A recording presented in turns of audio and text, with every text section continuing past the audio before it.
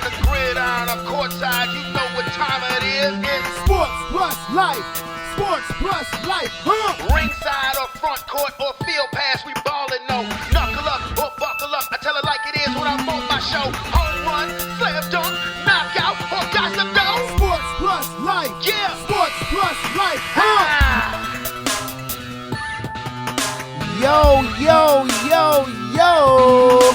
What's up? What's really good? It's your boy Brandon Brevon Towns, host of that show called Sports Plus Life. You feel me? And you already know what's going down today, bruh. So, guess what?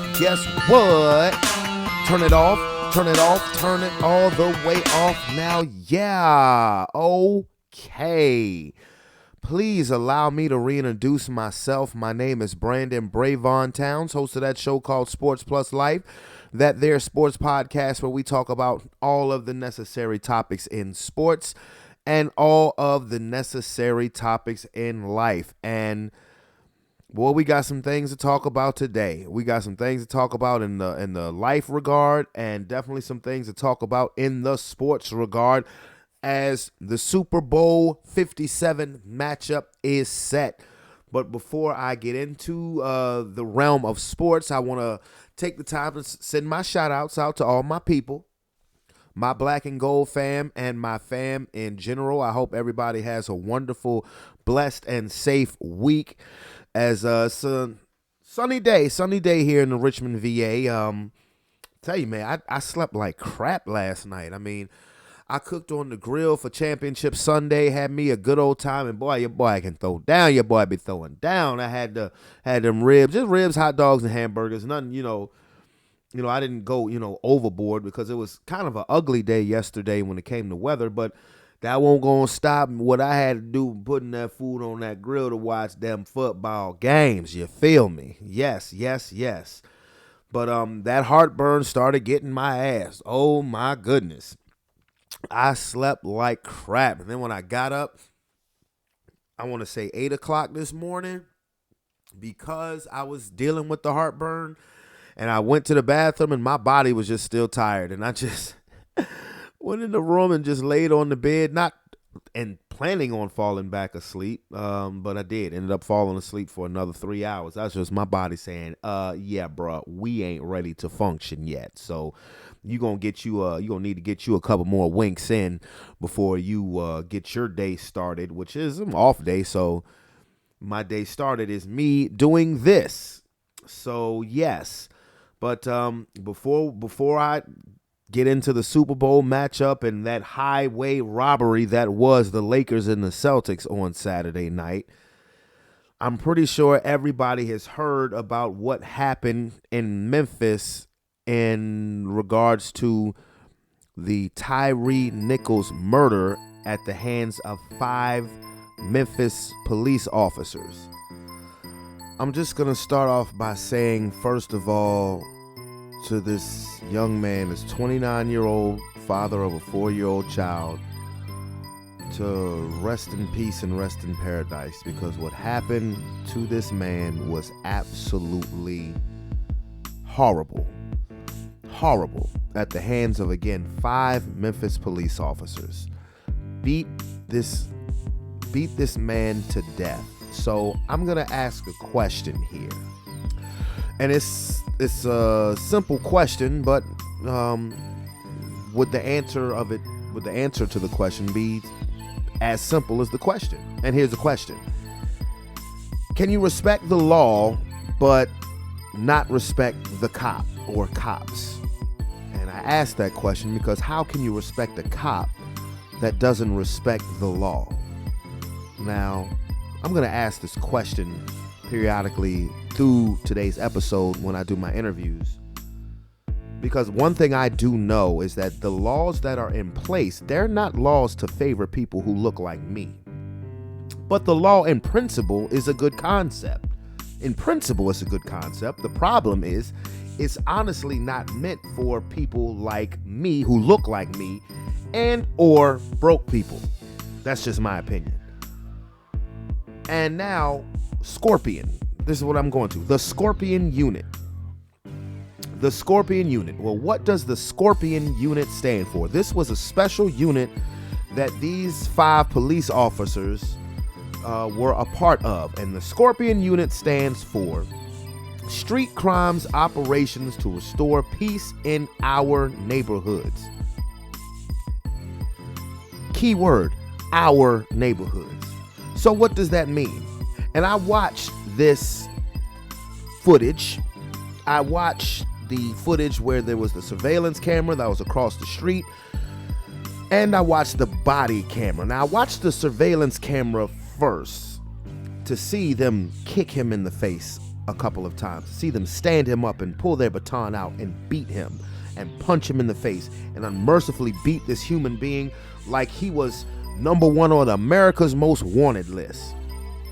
Then they showed the pictures of the officers, and this was 5 black police officers beating and torturing and murdering an unarmed black man who was 100 feet away from his house.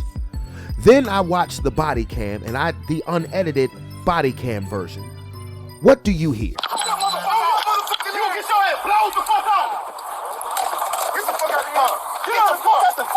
Damn, I didn't do anything. Hey, I didn't hurt you. Ass crap. All right. On the ground. Hey, you don't do that, okay? Get on the fucking ground. Get on the ground. Okay. Raise your ass. All right, I'm on the ground. Lay down. Yes, sir.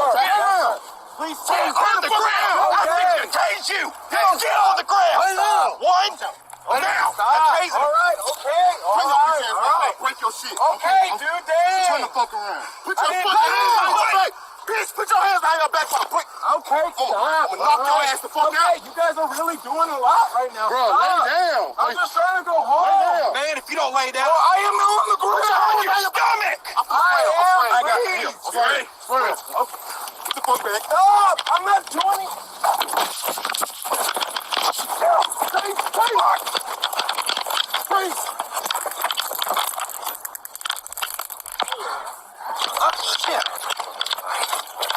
Now, if you didn't know any better, you would think again, like this man was number 1 on the America's Most Wanted list. So as 5 police officers, you're going to act like this because suspicion of reckless driving? That warrants for that. And do these cops, these bitches, these punks, these pussies, do they sound like they are police officers, or do they sound like they're in a fucking gang? Because to me, listening to that sounds personal. That sounds like they knew him. That sounds like this was plotted. Like it sounded like personal. I mean, you know, and here's the messed up part about it. The messed up part about it is they tried to hide their body cameras, you know, so you couldn't see a visual. So you could just hear the audio, because the audio itself makes it seem like, you know, this guy is resisting arrest, even though you can hear him in the background saying, okay, I'm down. He was cooperating.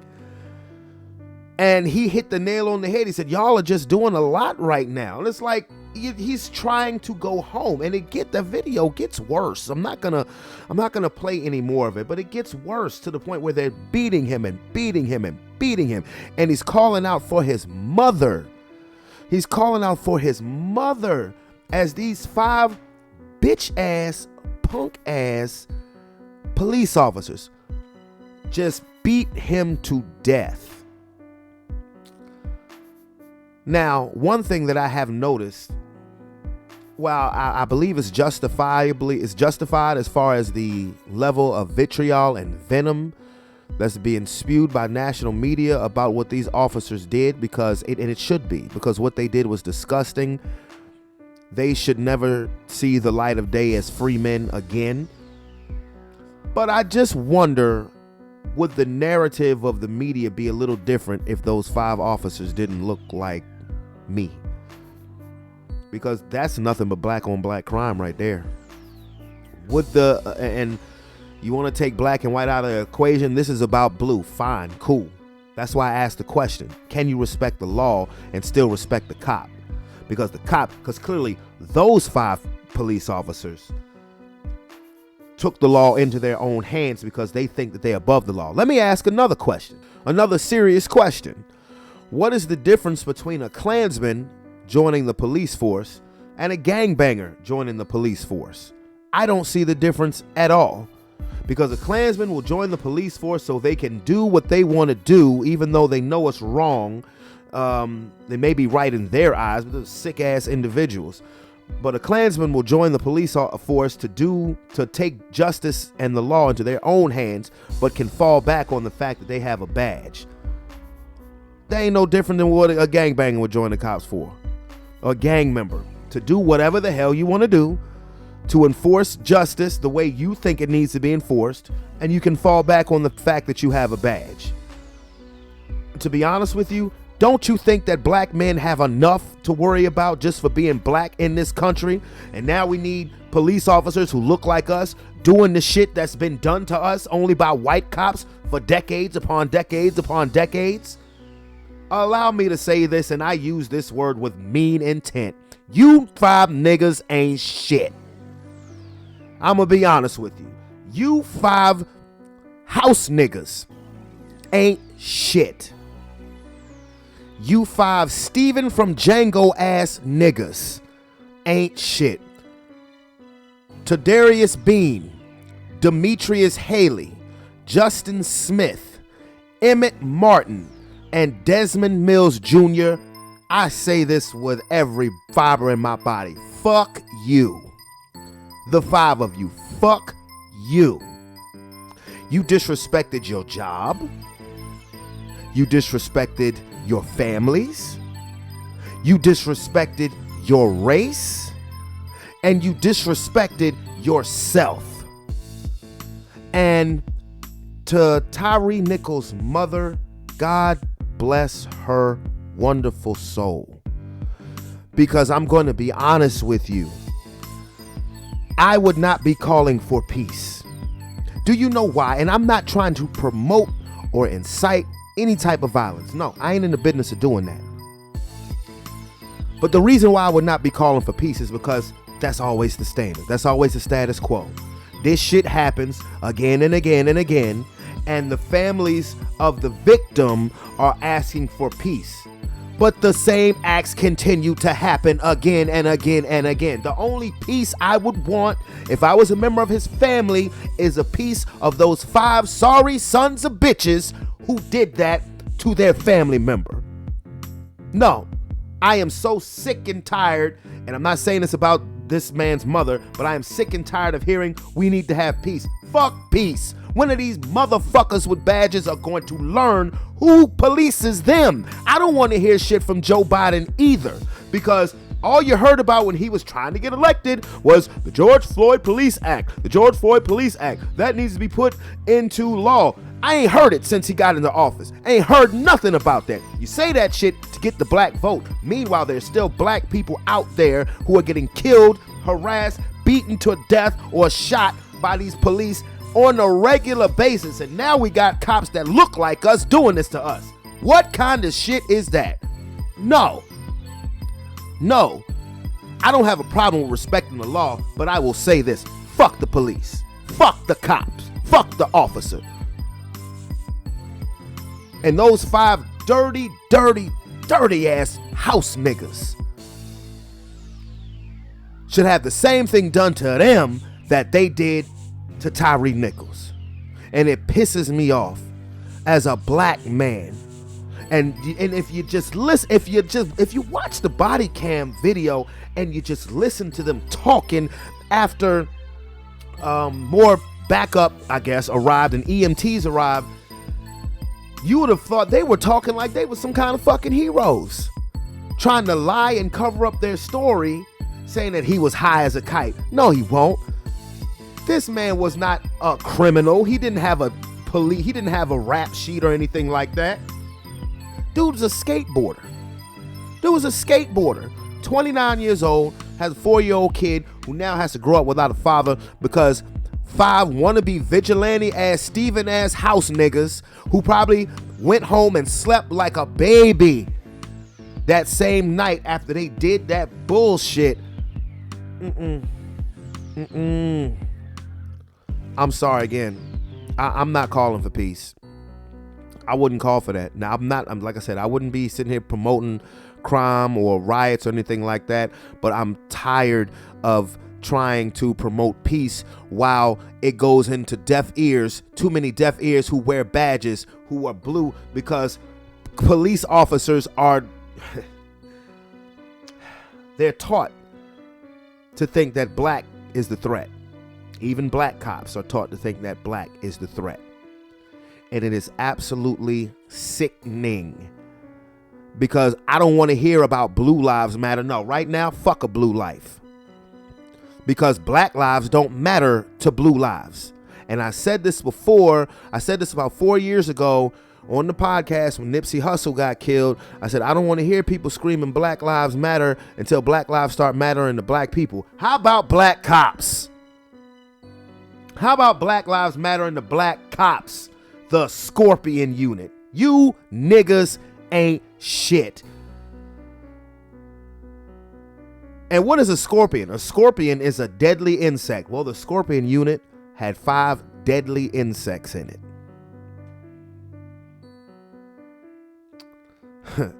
Street crimes operations to restore peace in our neighborhoods. What peace did these 5 idiots restore? The only thing they did is restore the fact that the most dangerous gang in America is the Blue Gang. And I ain't talking about Crips.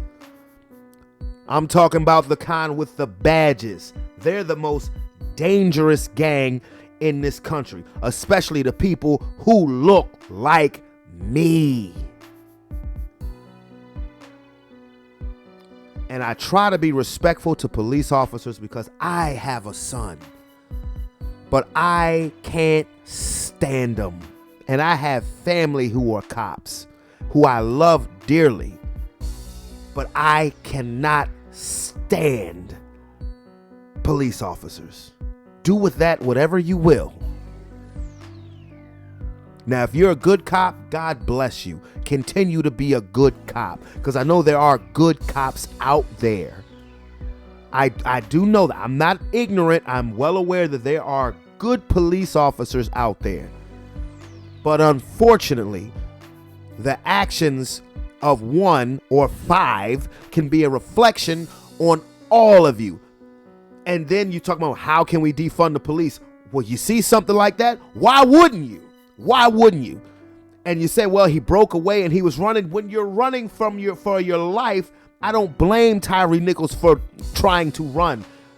He knew what time it was when they yanked him out the damn car. Kid was running for his life, screaming out mom while they beat the hell out of him. And then they're going to sit there and parade around and act like a bunch of fucking heroes when the matter is said and done. And going to say that he was high as a kite. No. It's ridiculous. I'm not even going to sit here and say we need to do better. Duh. The problem, again, can you respect the law but respect the cops? Because how can you respect a cop who doesn't even respect the law? And again, the law ain't meant for us. The ideas of the laws that are written down are good, but the way they're being enforced, yeah, right. Yeah, right. Okay, I'm gonna be asking opinions on that, throughout the day through the people that I talk to. But now let me kind of try and calm myself and get ready for the realm of sports. Are you ready? We ready? They ready? We all ready. Let's get to it. The Super Bowl 57 matchup is now officially set. And boy, does this one come with some good and juicy storylines. Let's go over a review of the NFC and the AFC championship game. First, the NFC championship game. in Lincoln Financial Field. I remember, I'm going to keep on patting myself on the back because, yes, I did predict this matchup damn near 3 months ago, particularly after the 49ers acquired Christian McCaffrey in a trade. And the Niners weren't even in first place in their own division. But I said, just be careful. I said, they are about to roll. And they have won 12 straight games before showing up into Lincoln Financial Field in Philadelphia. Now, on the other hand, the Eagles, they've been busting ass all season. There were question marks at the end of the year because Jalen Hurts had a shoulder injury against the Chicago Bears. They lost a couple of games in a row, actually had to clinch the number 1 overall seed in the final week against the New York Giants. But last week, in dominating fashion, they made an emphatic statement, beating those same Giants 38-7, and now hosted the NFC Championship game. And ladies and gentlemen, let me tell you this. The Philadelphia motherfucking Eagles. Cue the Rocky music. Yes, the Philadelphia Eagles are heading back to the Super Bowl after putting forth another dominating performance, beating the San Francisco 49ers 31-7. The Eagles fly, baby. They headed to the Super Bowl for the second time in 5 years. Remember, they won the championship in 2017, beating the New England Patriots in the Super Bowl. And Bird Gang is headed back to the big game. Jalen Hurts leads the Philadelphia Eagles. And now I'll tell you, as far as Jalen Hurts' overall performance, I didn't think he played that well, but all he needed to do was just drive the bus. All he needed to do, there's such a talented team. All Jay Hurts had to do was steer the bus in the right direction. And that defense, oh my Lord, that Philadelphia defense. Again, I said this last week. We talked so much about Micah Parsons, and nobody's noticed Hassan Reddick. That man is a game wrecker. That Philadelphia Eagles run game, which was consistent. You had Gainwell, 14 carries, 48 yards. Miles Sanders, 11 carries, 42 yards, 2 touchdowns. Jalen Hurts himself, 11 carries, 39 yards, 1 touchdown. Boston Scott, 6 for 21, 1 touchdown. You know, again, Jalen Hurts from a statistical standpoint didn't play great at all. 15 for 25, 121 yards, but he didn't need to because that defense, which San Francisco was, touted to be the best defensive team in football. They were coming into that game. But the second best defense, statistically, was the Philadelphia Eagles. But they looked like the best yesterday, goddammit. That's all we needed to see. Hassan Reddick, forced fumble, sacks, the whole 9 yards. 49ers turned it over 3 times. Brock Purdy didn't finish the game. Brock Purdy, they put out 2 quarterbacks. They put out Brock Purdy. Josh Johnson was the backup. Christian McCaffrey even had to take a crack at it because he was the emergency quarterback. Why in the world would the 49ers not dress Jimmy Garoppolo is beyond me. But guess what? I don't give a damn because I had the Eagles winning this game any damn way. I ain't give a damn who they had at quarterback. They was going to win this game, and they were going to head back to the Super Bowl. And these plays where the quarterbacks were injured for the 49ers, they were not dirty plays. No, they were football plays. That's because the Eagles got the best D-line in football, led the league with 70 sacks, and they have continued in the playoffs to kick ass and take names, and they are off back to the Super Bowl, and I'm pretty sure they are going to be the favorites. Now, if you're the San Francisco 49ers, what do you do moving forward? Because this was a game where Brock Purdy could have solidified himself as your future. You see, he really couldn't play hurt. He had to go back in the game after Josh Johnson got concussed, but he couldn't throw the ball. When they on 4th and 6, they did a run with Deebo Samuels, a pitch to Deebo Samuels. I said on 4th and 6, I said, man, wrap that shit up. That is an absolute wrap. The Philadelphia Eagles are heading back to the big game. You heard? And again, they have just looked dominant. Beat the Giants 38-7, beat the Niners 31-7. They have looked just as dominant as they were throughout the entire season. This is a stacked roster. Howie Roseman needs to take a bow because he's put together, and all the Eagles have to do is finish the deal, but he's put together, to me, the greatest Eagles team in the history of the franchise. I do. This is the greatest team. This is the greatest receiving tandem with A.J. Brown and Devontae Smith. Now, Devontae Smith got away with one because that wasn't a catch on the first drive. But, trust me, if the shoe was on the other foot, the 49ers would have did the same thing. But between that receiving core, between Miles Sanders, and you got the Pro Bowl quarterback and Jalen Hurts, awesome offensive line, awesome defensive line, excuse me. This team is the complete package, and it's just hard to stop them. It is hard, and Jalen Hurts, you can see clearly, is not 100%, because honestly, if Jalen Hurts was 100%, I believe the Eagles throw up 50 on the Giants and the 49ers. Now, I don't like the way the San Francisco 49ers started conducting themselves once the matter was said and done.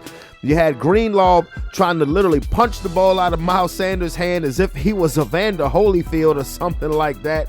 And then you had Trent Williams, who will be a Hall of Fame offensive lineman, sling our Highland Springs brother and Kayvon Wallace to the ground because you are in your feelings, and Kayvon got up swinging. You damn right. We from Highland Springs, baby. We don't take that shit. You're not going to sit there and just chuck me to the ground just because you in your feelings because you getting your ass kicked. I don't think so. So, fly, Eagles, fly on the road to Arizona for Super Bowl 57. Now, who will they face? Who is the team that will be facing the Philadelphia Eagles in the Super Bowl? I said the San Francisco 49ers. No, the 49ers going to the Super Bowl in Madden. But who is the team that will be facing Bird Gang? It is, drum roll, the Kansas City Chiefs.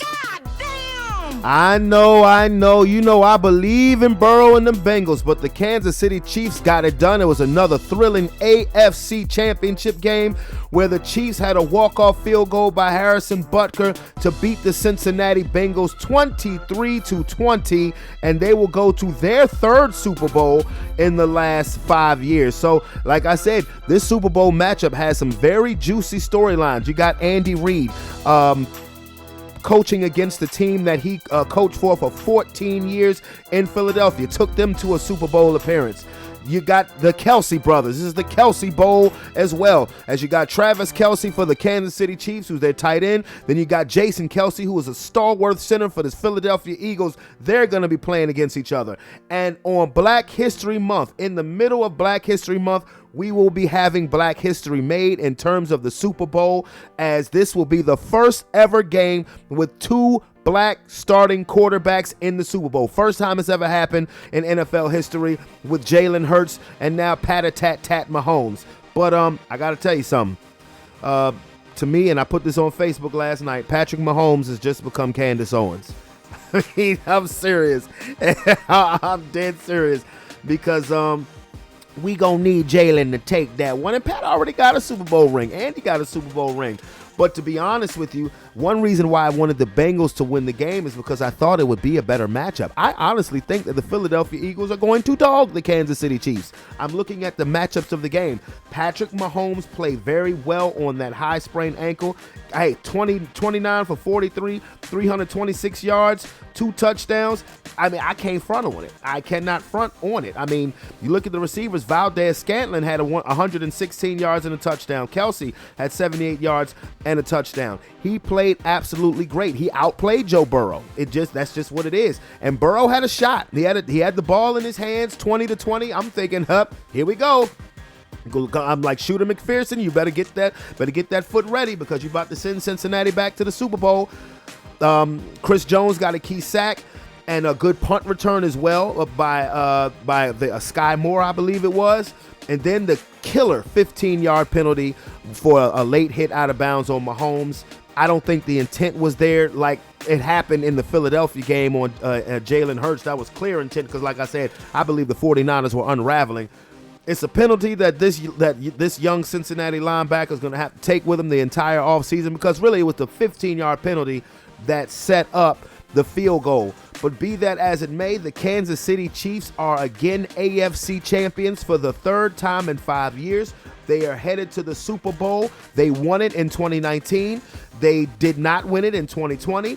And in the 2022 season, they are back. And it is the Philadelphia Eagles versus the Kansas City Chiefs in Super Bowl 57 in 2 weeks. I cannot wait. I'm not going to ask my guys to make their predictions on who they think is going to win the game today because we have 2 weeks to wait. But I'm just going to let y'all know off bat. Well, Philadelphia going to kick Kansas City ass. Philadelphia going to kick Kansas City ass. You root for a great game in the Super Bowl. I want Philadelphia to beat the shit out of Kansas City in the Super Bowl. I really do. I want them to drag the Chiefs. I do. So that can shut everything up, totally shut everything up about the Jalen Hurts talk. He's a franchise quarterback. Patrick Mahomes got his money. And Patrick Mahomes, I think it's safe to say, yeah, he'll be back to the Super Bowl. I see that as being a 3-horse race in the AFC as far as Super Bowls between Mahomes, Burrow, and Josh Allen. Hopefully Lamar Jackson can slide his way up in there. Hopefully Russell Wilson can do that for my Denver Broncos, but that's wishful thinking. I'm just saying, I thought we was going to get Sean Payton. Apparently he's not as interested as I or most Bronco fans would like him to be, but we're interviewing Jim Harbaugh again. But this isn't about the Broncos today. This isn't about the Broncos. This is about the Super Bowl 57 matchup that is going to be between the Philadelphia Eagles and the Kansas City Chiefs. Like I said, I'm looking at the matchups. It honestly reminds me of kind of when we, as in my Denver Broncos, played the Carolina Panthers. And again, I'm not trying to throw my squad into glory or anything like that. I'm just looking at matchups. Patrick Mahomes will probably be the MVP of the league. I look at their receiving core, and outside of Kelsey, yes, Valdez-Scantling balled out yesterday, and they have McCole Hardman, and they got Kadarius Toney. But that defensive backfield for the Eagles is better than their receiving core. That's why I thought Cincinnati would be such a great matchup, because you got those 3 receivers who are studs, but then you have those studs in the backfield of the Philadelphia Eagles.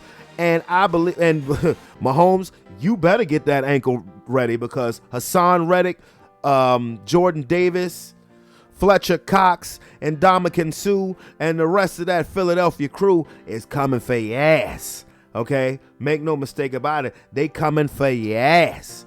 And Nick Sirianni, it's just amazing how much of a goofball I thought he was when his first interview with the Eagles a little less than 2 years ago. He done shut everybody up. There's some people out there saying, I don't like him. He looks a little too... He's a young coach having a good time with his team, and he about to be a Super Bowl winning coach.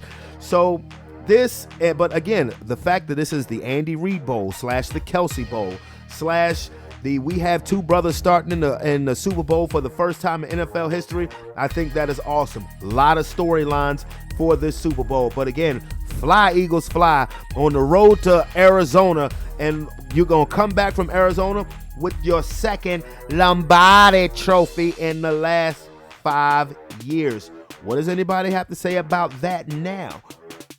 And you knew that this phone calls was coming, and I got him. Brother Sean, Cutting David, what it do? Super Bowl, bitch! All right, I'm with that. Say it again. Super Bowl, bitch! Oh, shit, my fault. No, don't fall. But what I'm saying to you is, fuck the Cowboys. Fair enough. It all reverts back to fuck the Cowboys. Always. Long story short. 1 equals fuck the Cowboys. So we got the Super Bowl 57 matchup set. It is the Philadelphia Eagles versus the Kansas City Chiefs. First of all, Sean, your reaction from your team's dominant NFC Championship victory over San Francisco. I mean, I already knew it was going to happen. Hold on, I got it. Yeah. Balloon fight. Here. Balloon fight, man. It's Monday. Balloon fight's on Monday. Yeah. Everything for these kids. But what I thought and what I got from it is exactly what I said was going to happen. Is that we would go dog them boys and show them that Purdy ain't shit. And all I keep hearing is that, but they didn't have Purdy in the game. Why didn't they have Purdy in the game, you ass? It's because we knocked him the fuck out the game. Put his ass on the bench and his backup. Put his ass on the bench.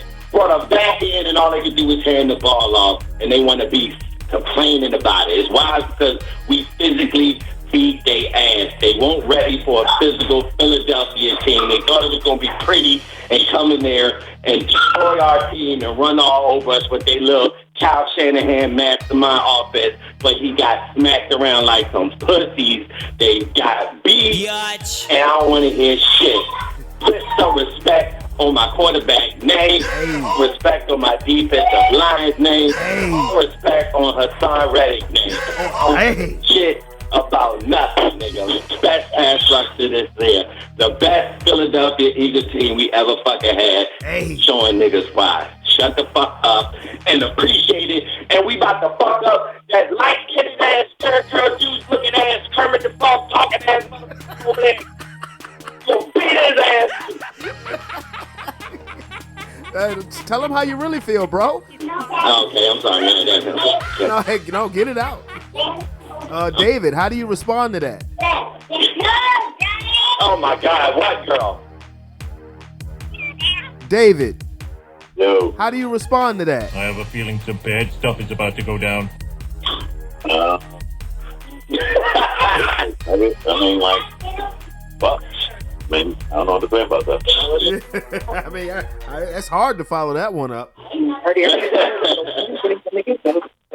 I mean, he took the mic and he had a drop the mic moment right there.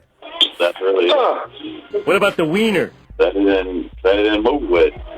Yeah, right. He really say about that. He definitely had a drop the mic moment. Oh man, just saying, bro. I'm sorry I made it so difficult for you, but I fucking hate hearing all that shit. All these people that picked the 49ers talk about they was going to come in and be too physical for us because that's the number one defense, and we won't be able to do nothing.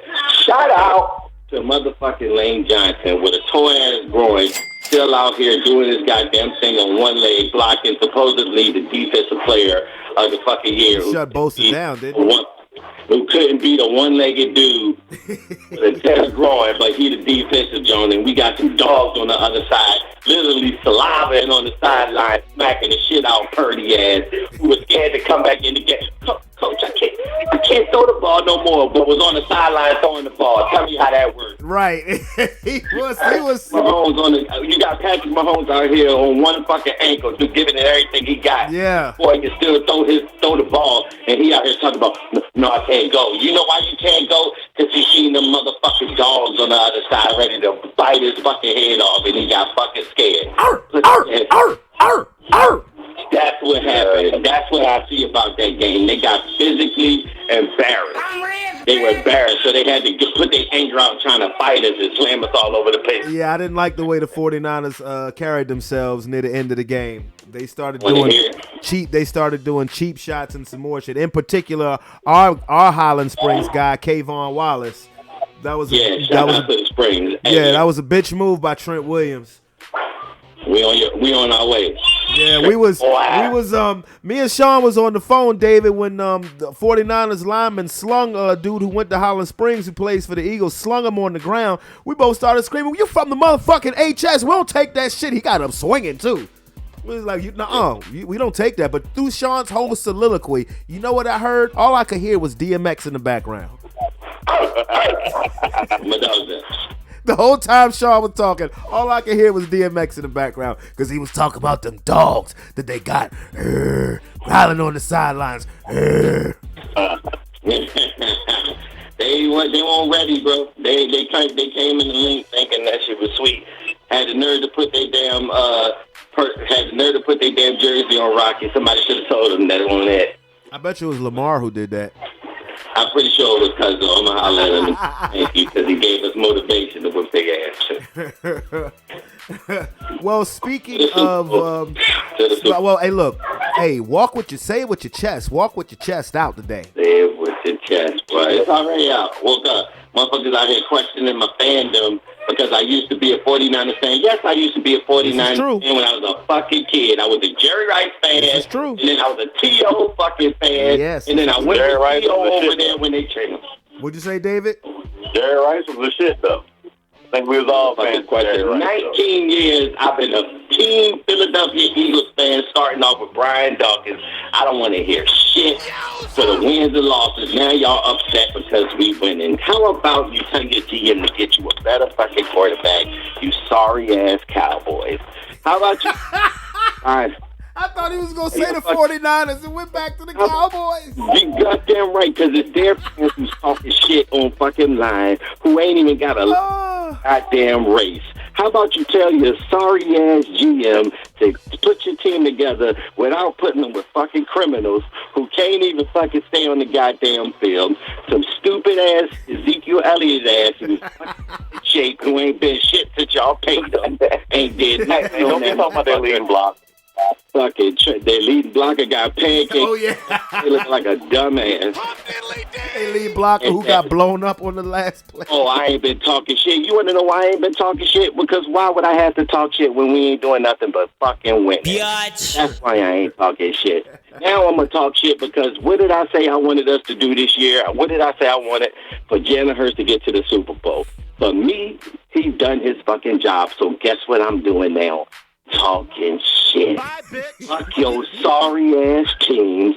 Fuck you, Cowboys. Fuck you, Commanders. Fuck you, Giants. But most of all, fuck Dak Prescott and Jerry Jones and all y'all sorry-ass Cowboys fans who ain't seen a Super Bowl since motherfucking Tecmo Bowl.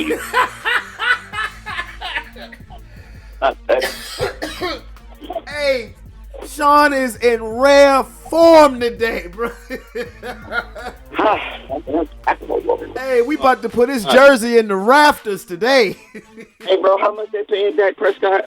How many NFC championships he been to? Oh, 0, sir. Oh, my God. He's getting $40 million. Over the last 2 years, Dak Prescott has made $95 million. But all I got to hear is this is the best Cowboys team I've seen since what? Trash. They are. Oh, man, I'm just, you know what I'm saying? I thought I'd never seen Super Bowl. I'll get 2 right now. You know what I'm saying? Yeah. I might be almost tired of going to Super Bowls right now. You know what I'm saying? Shit ain't even exciting no more. You know what I'm saying? Maybe. Are you sure? Because I just heard a lot of excitement. Once again, all I hear is DMX in the background. I'm excited as hell. We gonna beat the shit out there. Cause them motherfuckers ain't nothing but finesse. What did you just say? What did you just say, David? He sounds pretty excited when niggas don't get excited no more. You know what I'm saying? I'm almost afraid to see what happens when they win the Super Bowl. Nothing. I'm a yell and scream like I always do, but when it's all said and done, I'm just glad that Jalen got his. You know what I'm saying? Because I was just excited for that man because everybody was in there pointing, telling that man he couldn't, and he shut them all the fuck up. Well, backstory on Sean. Yes, when we grew up, when we were kids running around Fairfield and Holland Springs, Sean was a 49ers fan. Absolutely. He loved Jerry Rice. He loved Steve Young. But when that goddamn Terrell Owens blew up, Steve Young is the shit too. yeah. But when that damn T.O. blew up, and he took his talents to South Philadelphia, Sean took his talents to South Philadelphia with him. So true story. Upset with the 49ers franchise because they traded my favorite player to the Raiders, but it won't no way in hell I was gonna go be no Raiders fan. I'm sorry, Jerry, but it was only because T.O. was left back, and T.O. was so good when he did that catch. You remember that catch? Oh yes, I do. He did when I called you going crazy. Going crazy. That the catch he's talking about is the playoff game against the Green Bay Packers. Look like we all know the catch part 2, T.O.'s touchdown winning catch. Sean calls me immediately. I don't even think the referee had put his damn hands up to signal touchdown, and my phone was ringing. And Sean screaming, "We beat him! We beat him! We beat him!" Never forget it. But when they got rid of Jerry, that didn't sit right with the Brody. But when T.O. went to Philly, he was already a Dawkins fan. Fucked with McNabb too. But yes, he's been a loyal Eagles fan for going on 20 years now. So anybody who questions his Philly fandom, shut up.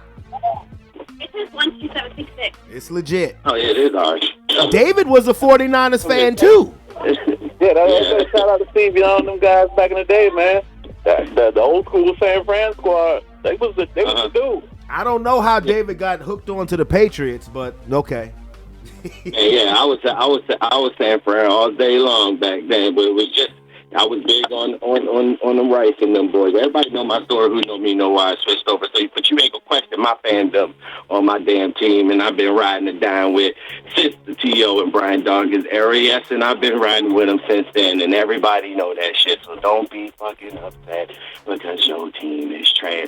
I mean, if you want to be mad at me, I can still go back to the 49ers and still be like, oh, why would I leave a team with more franchises, Super Bowl rings, and you be upset that I go to one that didn't have any? Nope, that's a really good point. That's a real statement. That doesn't even make sense to me. So I'm a bandwagon fan for someone to go into a team, a franchise that has a worse winning record than the other one. That don't even make sense to me. So be upset that your damn team is absolutely ass. So, how about those Kansas City Chiefs? Fuck them Chiefs. No, but that game was crazy. Nobody expected that. No, we all unanimously thought that the Cincinnati Bengals were going to pull that one off. And Patrick, and hey, I'm fair. Patrick Mahomes outplayed Joe Burrow on one ankle. Wow. Can I get a hug now? And you know, but I thought the game was going to go to overtime. Burrow had a chance, but that late hit on Patrick Mahomes, that set up the game-winning field goal. I mean, yeah, and I know that boy was so sad about it. Yeah, man. For that man. Because his own teammates was piling on him. Did you see this jump when they was in the tunnel and that motherfucker said, why you hit the fucking quarterback? That's crazy. Yeah, I mean, see, while I understand why the call was made, because the same thing happened late in the game to Jalen Hurts when Greenlaw hit him out of bounds, but the 49ers were unraveling. They were taking cheap shots. I really don't think that the linebacker from the Bengals, and all they did was tap him. But, I mean, it is what it is. Like I said, the Bengals had their chances. You know, they had their chances. I think it would have been a better Super Bowl if it was Cincinnati and Philadelphia because of the matchups. I'm going to be honest with you, fellas. I think the Eagles are going to beat the shit out of Kansas City. Yeah. But this Super Bowl makes for good storylines. First storyline, Andy Reid coaching against the team that he coached for 14 years in Philadelphia. You got the Kelsey brothers. Travis Kelsey plays for the Chiefs. Jason Kelsey plays for the Eagles.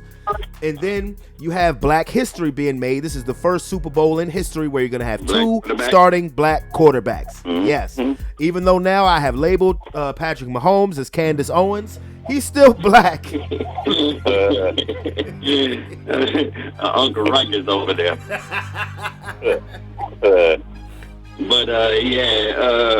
You know what I'm saying? Shout out to the light-skinned people. I don't got a problem with light-skinned people. You know what I mean? Team light-skinned. You know, we cool with him, but Patrick Mahomes is a whole nother kind of person. He's highly light-skinned. Highly light-skinned. He's Drake light-skinned. But yeah. You said he's Drake light-skinned? Drake light-skinned. He said Drake light-skinned. Yeah. He just needs one more dance. Patrick Mahomes one more dance. But what I'm saying is, I don't see them. I see that was a good game. And like I said, I don't want to pile it on nobody and put it all on him at the end. But I mean, it was a tough, close, physical game to two teams that really don't like each other. That the Bengals always get the upper hand on Kansas City. So I know they felt good when they put it out that it was Burrowhead. I'm sure them boys used that as bulletin board material to really put all they had into it, and they finally came out on top. So I mean. Yeah, I mean, this is Kansas City's third Super Bowl in the last 5 years. So that's definitely an accomplishment in itself. It is an accomplishment. Patrick Mahomes, like I said, will probably be the MVP. He got to the Super Bowl without Tyreek Hill, but, we talked last night, Sean. I think this is going to be the game where he misses Tyreek Hill. Because I'm looking at the matchups. It just reminds me of Denver and Carolina when, Cam Newton was the MVP. But I looked at Denver's secondary as opposed to Carolina's wide receivers, and I think the same thing here. Philadelphia's secondary is so much better than Kansas City's wide receivers outside of Kelsey. Valdez-Scantling got off yesterday, yes, but I'm thinking about Scantling, Juju Smith-Schuster, Kadarius Toney, going up against Slay and Bradbury and Gardner Johnson and Maddox. That is a mismatch. Hey. they better shoot him up with the best ankle dope that they got, because Jordan Davis and Sue and Hassan Reddick, they coming after him. Right, ain't been Jordan Davis. I ain't really even heard of Jordan Davis. He's just getting him some experience right now. That's right. That's a hell of experience to get your ring. They need to worry about Hassan Reddick, Josh Sweat, Javon Hargrave, Fletcher Cox, Sue, and maybe even a little bit Robert Quinn. Ain't even been doing nothing, but that's like a bonus. That's depth. That's all. That's depth. Ain't nothing but depth, boy. So if one go down, somebody right behind them ready to go. And everybody's healthy. Well, aside Jalen, but we get 2 weeks to get his shoulder right, like he get 2 weeks to get his ankle right, and made the best man win. And it's like they said on it, man, football is physical, especially when you get to the Super Bowl. Physical. You oppose your will on somebody. I ain't scared of nobody over there in Kansas City. Ain't nobody look like no dog to me. Only dogs I see over there, of course, you got Chris Jones. Give your props to Patrick Mahomes. You got to give your props to Chris Jones. Frank Clark. And you got to give your props to Frank Clark, and you got to give it to Travis Kelce. Yeah. Everybody else, get this work. Yeah. And get this work. And hashtag ankle dope. Hashtag ankle dope. Ankle dope. I don't know what that is. I'm scared when he hits the street. But I'm just excited that 5 for 10 on the ankle dope. I'm just excited they're going to be talking about my team all week. And they're going to be doubting us like they've been doubting us all year. They try to give us props, but they don't try to give us too much props, because what I always hear is, who did we play? Come on now. I mean, NFL football team, 19 of them. Right. And we got here. That's who we played. And then they always say, well, Jalen ain't have to do nothing. So what? Have to go. Why would he have to throw for 1,000 yards? So what? Team that can't even run the ball. Yeah. Why would we show anything when we know we got another game to play in a Super Bowl? Why would we put any plays out there when we could just run the ball and win the game?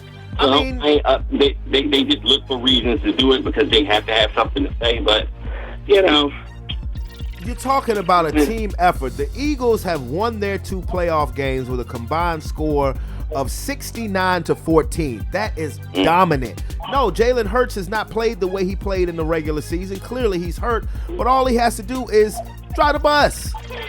He doesn't have to be Superman.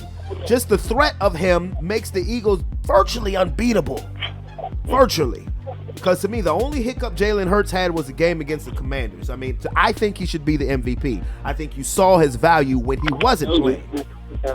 But we finally seen Jalen Hurts' girlfriend. Say what? It's from Alabama to Alabama. I live in Alabama. Yeah, we finally seen Jalen Hurts' girlfriend. You know how everybody be looking. Oh yeah. She was walking with her at the game. I said, "Oh, she gonna be searched now." Nobody ever. You never seen anything. You never seen anything outside of football with Jalen Hurts. Yeah, that's literally what his focus stay on. Exactly. So I'm super excited about our future, bro. And not to mention, we still got a top 10 pick. Hold up, the 10th pick to get even better with another first round pick that we can even try to trade for to get more picks. But you know, we got a lot of spots that we got still in, but this ain't about. I mean, this is about us. You know, but you know, I love Kansas City. I'm sorry, I want to keep it on the Eagles because I can talk about everybody. Hey, so David, do you think he's excited? No, he's mildly not in his feelings. Mildly, right? Mildly, yeah. He's getting there. He's getting there. How many? So you don't think he's climaxed on himself yet? Oh no, he's at 2 bumps. How about that? He's at 4 bumps yet. 4 bumps out here. No, he had 4 bumps. He had 2 bumps. He's right at insertion. He's right at the tip. Sometimes the tip is all you need. That's all you need. That's all you need, right? He's right at the tip. He's right at the opportunity. He's right at tip level. All you need is a tip. Boy, he is in rare form. You got it. When I send you this one, no, you got to listen to this. You are in rare form today, sir. I'm just saying, bro. Like, I'm just trying to give it back to everybody who was giving it to my team the whole year, because I don't like to talk shit and then we fuck around and end up getting fucked up. Then I look like a fool. I want to be proven right, and then I'm gonna talk my shit. You feel me? I feel you 100%. That's how I roll. That's how I roll. Because in the game of football, anything can happen. And I hate putting karma on my team. I just let them walk the walk. And then after we walk the walk, I talk my shit. So here I am, you sorry ass Cowboys fans. Step up. Please, help me.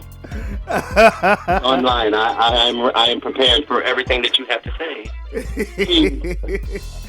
Hey, bro, you saw how it was on the chain message last week. The only thing a Cowboys fan is going to have to say is, ooh, we got more rings. That means they have nothing else to fall back on. Suck. Man, ass rings. Some goddamn chalk rings. the box rings. They got them rings when they was the cocaine Cowboys. Yeah, you talking about Irvin when his mustache on as thick as that bitch, that motherfucker mustache thick as hell. And his lips still white like he Tyrone Biggums. He got the Apollo Creed mustache. And they call Willis. Oh man, people tried to low key take some shots at me yesterday when I put that picture with me in the Eagles hat. You know, some people try to say, "Oh, you bandwagon?" No, it's not about me bandwagon. But what I can say about you, bro, you always went for my team since I've been going for me. That was your NFC team. Always. I know how you go, but I have an AFC team. You know what I'm saying? I used to always go for the Ravens when they was on there. Yeah. I'm a defensive player. But, yeah. You know what I mean? So you can go like that. But, you know, I'm just letting y'all know, you know what I'm saying? Yeah, and it was Cowboy fans who was trying to come at me, you know, saying, "Oh, I would never wear another team." Well, good for you. I mean, you know, I've gone to 4 Philadelphia games. I know how it is. Philadelphia is in my blood. So when I go to Philadelphia, when we go to games, I got to come correct. Yeah, absolutely. And I don't root against the Eagles unless they're playing the Broncos. That's it. Absolutely. That is it. I could name more Eagles history than most Eagles fans could name Eagles history. So I found it funny. I found it hilarious. They just need something to be upset about. Of course. They can't be mad at anything else but Dak Prescott, the same quarterback that they tried to ride behind the whole time. He was better than anybody that we had. Oh, man. How that $40 million on your cap bill, Dave? Oh, man. Ask Jerry Jones. How about the field that had the highest paying running back on it, which ain't even the best running back on your team? Now they got him playing center now. Oh Lord, that's crazy. Whatever. No, he's a new position. He's tackle support. You said tackle support? He's tackle support. He's not going to fully engage the tackle, but he'll help you out if you need it. He's not going to stop shit, but he'll be there to support you if you make a tackle. Over there. I'm going to tell you, so I want to ask you guys' opinion on something because this is actually starting to heat up, and I don't really want to give Aaron Rodgers much of my attention because to me, you know, the shenanigans, the diva behavior, to me, Aaron Rodgers finds a way to deflect off of the fact that he doesn't show up. He doesn't show up when you need him to show up. So every time he loses this, well, I might retire to change the narrative of the story. Aaron Rodgers does what the fuck Aaron Rodgers want to do. Yeah, well, yes, but these trade rumors about him going to the New York Jets is starting to heat up. Oh, I already know he's going somewhere else because nobody want to deal with him in Green Bay no more. Yeah, they want to move on to Jordan Love. And Aaron Rodgers, his best opportunity to do something. They ain't gonna trade him within the NFC, and he gonna want to go somewhere where he got a chance to win somewhere in order for him not to make no noise. And the New York Jets, as we both know, is a team ready to win right now. They just a quarterback away. So if he can go there, I mean, he would be happy. The New York Jets would be happy, and I'm pretty sure the Packers would be happy to get rid of his arrogant ass. So. And then the Jets just hired our former head coach. It amazes me how that motherfucker could get a job so quick after the way he looked as coach in Denver. But Nathaniel Hackett was Green Bay's offensive coordinator. He's real cool with Aaron Rodgers. So I think that's picking up a little steam. I mean, me personally, I don't care. Yeah, Hackett got hired where? The Jets. He's the Jets' new offensive coordinator. Man, did they not? Well, I mean, The thing about that is because he was a good. I'm assuming he was a good offensive coordinator. Is why he got the position, the chance. Yeah. Yes. So I mean, a lot of people can't handle being coordinators. Look at Dan Quinn. He was trash, and then he got back to being a Cowboys coordinator, which I can say that they are a decent defense. But you know what I mean? He's a trash ass head. I thought he was a good head coach. The only thing that happened was 28-3 happened. That happened on his watch. Yeah, exactly. As a head coach. I mean, but I was surprised that he is staying with Dallas. But you see, Kellen Moore got fired, and now he just got hired today as the Chargers offensive coordinator. Yeah. It's a beautiful thing because guess what? Now they got to start over with a fresh offense. That means Dak got to learn something new, which means he ain't going to be able to do it. I think McCarthy's going to be the one calling plays now. Okay, like, better. Yeah. Dumbass. So it's gonna be interesting. So again, like I said, I don't want to give Aaron Rodgers all the attention. I don't want to give Brady the attention because it's like, either you're gonna play or you're not. Shut the fuck up. We don't need to know every. Take the suspense. Yeah, I don't need the suspense. I really don't. Because I don't want, because honestly, that gets on my nerves. Because almost like you're hijacking now. Because I don't want to hear none of that shit over the next 2 weeks. It's two teams I want to hear about: the Chiefs and the Eagles. That is it. They're going to talk more about the Chiefs than they're going to talk about us. They don't want to talk about us, bro. Oh, yeah, because now that Patrick Mahomes pulled that game off against Burrow on one ankle, he's a hero now. But with that, I say this. They don't make no motherfucking excuses for when you get your ass whipped in the Super Bowl. I don't want to hear shit about the ankle. Oh, they're going to hear about the ankle, but they Golden Boy Joe Burrow and them couldn't beat him without the ankle, so I don't want to hear shit if we beat him with that damn ankle. Exactly. I don't want to hear it. I don't want to hear it. I do not want to hear it. Because if that's the case, then y'all should take Joe Burrow and them suck if they couldn't beat the one-legged fucking Patrick Mahomes. He ain't. Exactly my point. But we finna dog their ass, boy. Oh, yeah, man. Yeah. Like I said, I'm not getting official predictions, but I'm not getting official predictions because it's 2 weeks away, but yeah, I already know where you stand, Sean. David, you can keep me in suspense for a week if you want to, if you think it's going to be the Eagles or the Chiefs. Yeah, really. I'm just looking forward to the excitement of the game. If I watch the joint. Well, because one of my boys said, well, they want to at least see an entertaining game. I'm just like, entertainment will be Rihanna at halftime. Yeah, entertainment. I don't know, like pregnant bump Rihanna with her stomach over her jeans, maybe. I don't know. like Janet Jackson back with a titty out. That's entertainment. I love to see that. You about to get canceled. You gotta be real with the folks. Like, hey, oh my God, I love to see that at halftime. Mine. Not so much for Justin Timberlake, his trifling ass. I'm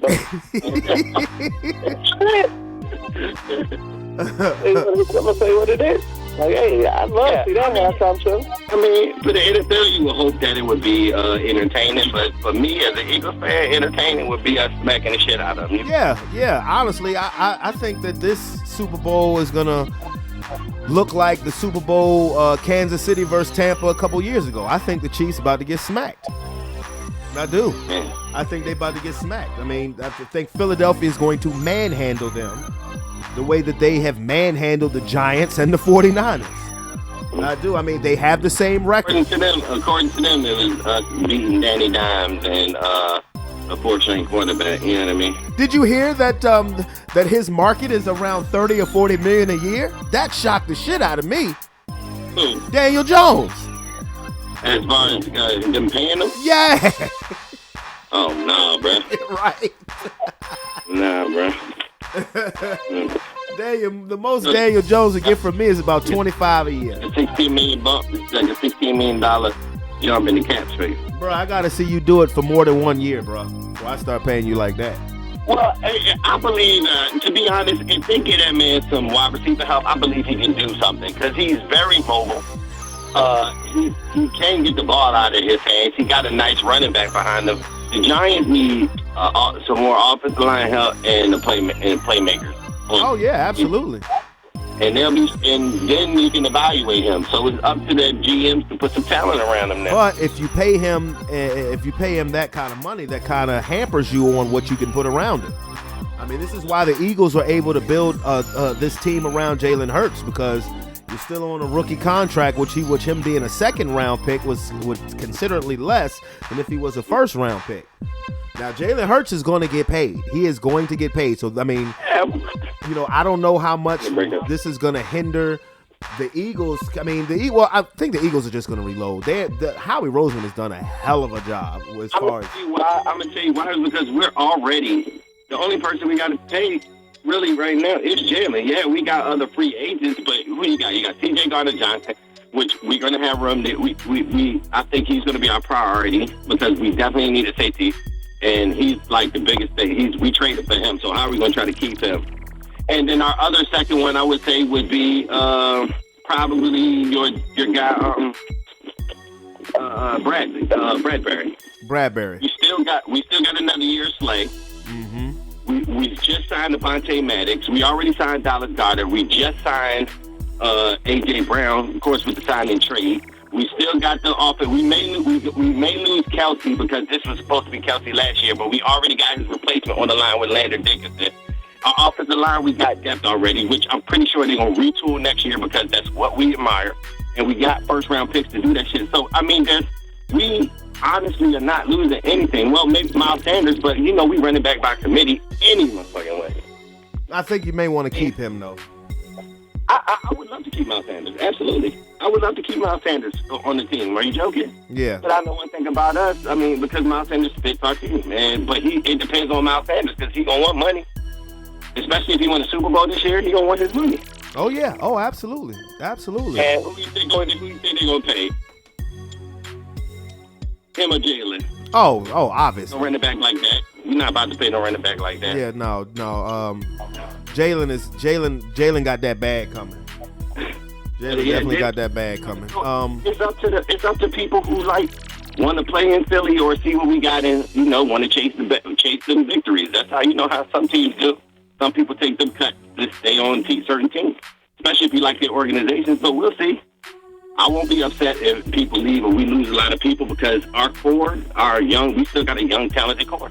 Oh, you ain't gonna be upset because you rolled the Super Bowl y'all won 5 years ago for about 3 seasons. Oh, yeah. Yeah, absolutely. And then we got this one. He did. He ain't start giving a fuck if they won until about last year. They won the Super Bowl in 2017, 2018, 2019, 2020. It's like, oh, we got a championship. I'm good right now. I'm good. I'm good, bro. I want to win every year, but I experienced it in my lifetime, and now I get the opportunity to experience it again, unlike half of these Cowboys. Oh, man. You don't tell me about what your grandpa saw. Tell me what you... We ain't gonna talk about that. All them hits, them cowboy hits keep coming. Oh, man, cuz that shit crazy, bro. It's because, bro, it's one thing, you know what I'm saying? Like, I don't nobody else, bro. I have Giants friends as fans. I mean, I have Commanders fans. I don't hear from none of them. Maybe Ernest be talking, but who takes them serious because the Commanders are absolutely ass. Yeah, and right. Then you got a bunch of Cowboys who be honestly thinking that they are right when they be talking about their team. And every year they disappoint them. And every year it makes me so happy. You know what I mean? They just keep putting themselves in that miserable ass position, bro. Hey, David, he sounds diabolical right now. It's crazy. It's crazy. Oh, you're right. Like every year the Cowboys find a new way to let you down. Like, why? A new way to do it. Hey, bro, to me, their last play of the game this season totally topped the time management jump from a year ago. You can't. You had to fire somebody after that. Whose idea was it to make Ezekiel Elliott the center? Yeah, that was Mike McCarthy, the coach. He's a veteran tackle assistant coach. because if you the head coach of a football team and you about to lose the game and you think your job is on the line, ain't no way in hell I'm gonna let somebody else call the play that I believe that should win us the game at the end of the game. That's Mike McCarthy that called that dumbass shit. And Kevin Moore probably looked at him on the sideline like, bro, you crazy. Shot in the face for that. Yeah, you go ahead, bro. Mike McCarthy looked like he'd be lost every time I see him. Like they just kidnapped him and let him out the trunk. What'd you say, D? Talk about my.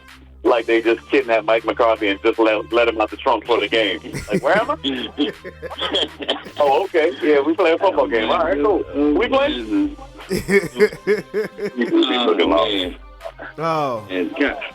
Okay, fellas, allow me to change the topic. We're 3 black men who grew up together with family, and I have to ask this question because I'm going to ask this to everybody I talk to today.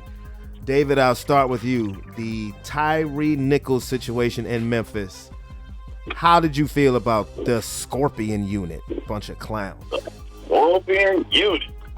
It's another cop game. I mean, it's nothing I'm not unfamiliar with. It's just like, look, cops beating up on black folks. But what made it different is black cops beating up on black folks.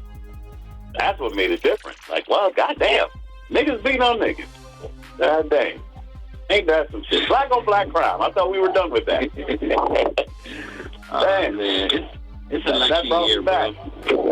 Like, look, man, it's just starting a new year with the same old bullshit from what 2019, 2018, 2020. Yeah, 2020.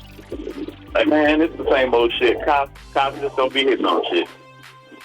Now it's just nigga cops. That shit just reminded me when I read the shit. Like, I heard it, and then I read it, and it was just like, damn, that sounds like a scene on a Training Day. Yeah. I asked the question. I said, what is the difference between a Klansman joining the police force and a gangbanger joining the police force? It's no different.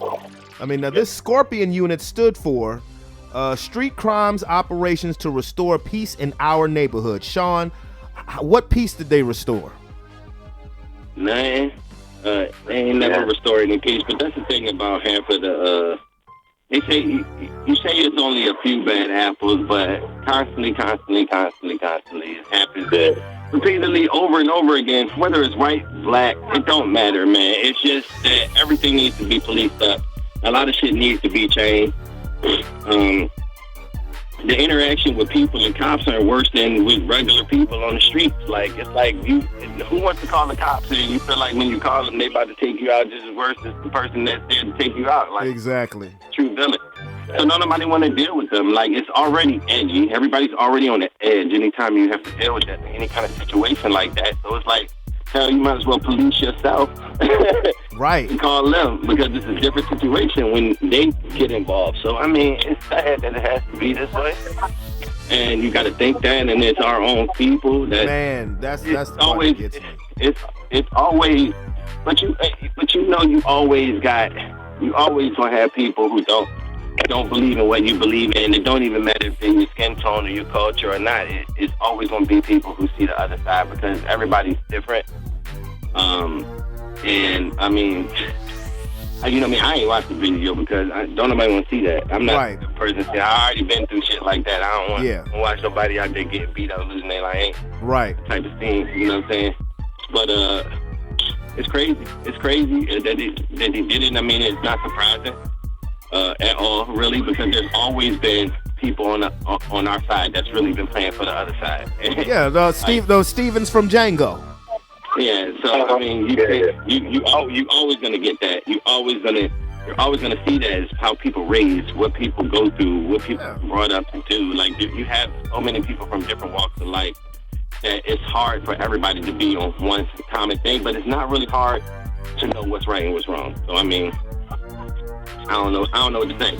I don't have a problem with this. It's gonna be bad. This is what it is. I don't have a problem with respecting the law, even though I know the written laws really ain't for people that look like us. It's a good concept in theory, but how can you respect a cop that doesn't even respect the law? It's like, it's crazy. Because I mean, I think Sean, you said a mouthful. That there are people that look like us who are clearly playing for the other side. Like I said, Steven from Django. Who's that nigga on that nag? Who's that nigga on that nag? And for 5 of them, but the thing that really just pissed me off is they was parading around like after they did it like they was some fucking heroes, bro. And they didn't sound like, and Sean, no, if you don't watch it, then don't. But, if you listen to David, I don't know if you saw the unedited version, it sounded like it was personal. It sounded like they knew him. He was definitely targeted. Yeah. Followed him for a good little bit. Yeah. They followed him for it. That was just an ass whooping. That's what he took. He took an ass whooping, and they killed him for it. Yeah, because it's sad if you just listen to him talk, get on the ground before I break your shit. Like, nigga, what? Yeah. That was a straight up armed robbery. Yes. And the dude is saying, I'm on the ground. What do you keep yelling, get on the ground for? And they covered their body cameras up to try to, instead of you having a visual, to try to make it an audio. But what they didn't know is that surveillance camera across the street caught them. The whole shit. That's the whole shit. Yeah. Like, they dumb for that. And they dumb for even doing what the fuck they've been doing. Like, that's just the first time that we actually seen them doing shit. But I guarantee you, they've been doing that shit for years. No question. It's what we actually hear versus what we actually know. No, I think David is talking about those specific 5 cops. Oh, yeah, absolutely. They've been doing that shit for years. This is the first time they actually put that shit out there. Like, this body cam era that we in now, it's changing a lot of ways that we actually view the justice system that we in. Because in reality, them cops probably been dirty for a good long minute. Minute, bro. You know what I'm saying? This is just the first time that we actually get to see they day-to-day shit, what they be doing. Like I said, that just reminded me of Denzel in Training Day. Yeah. Because they probably been doing that shit. Yep.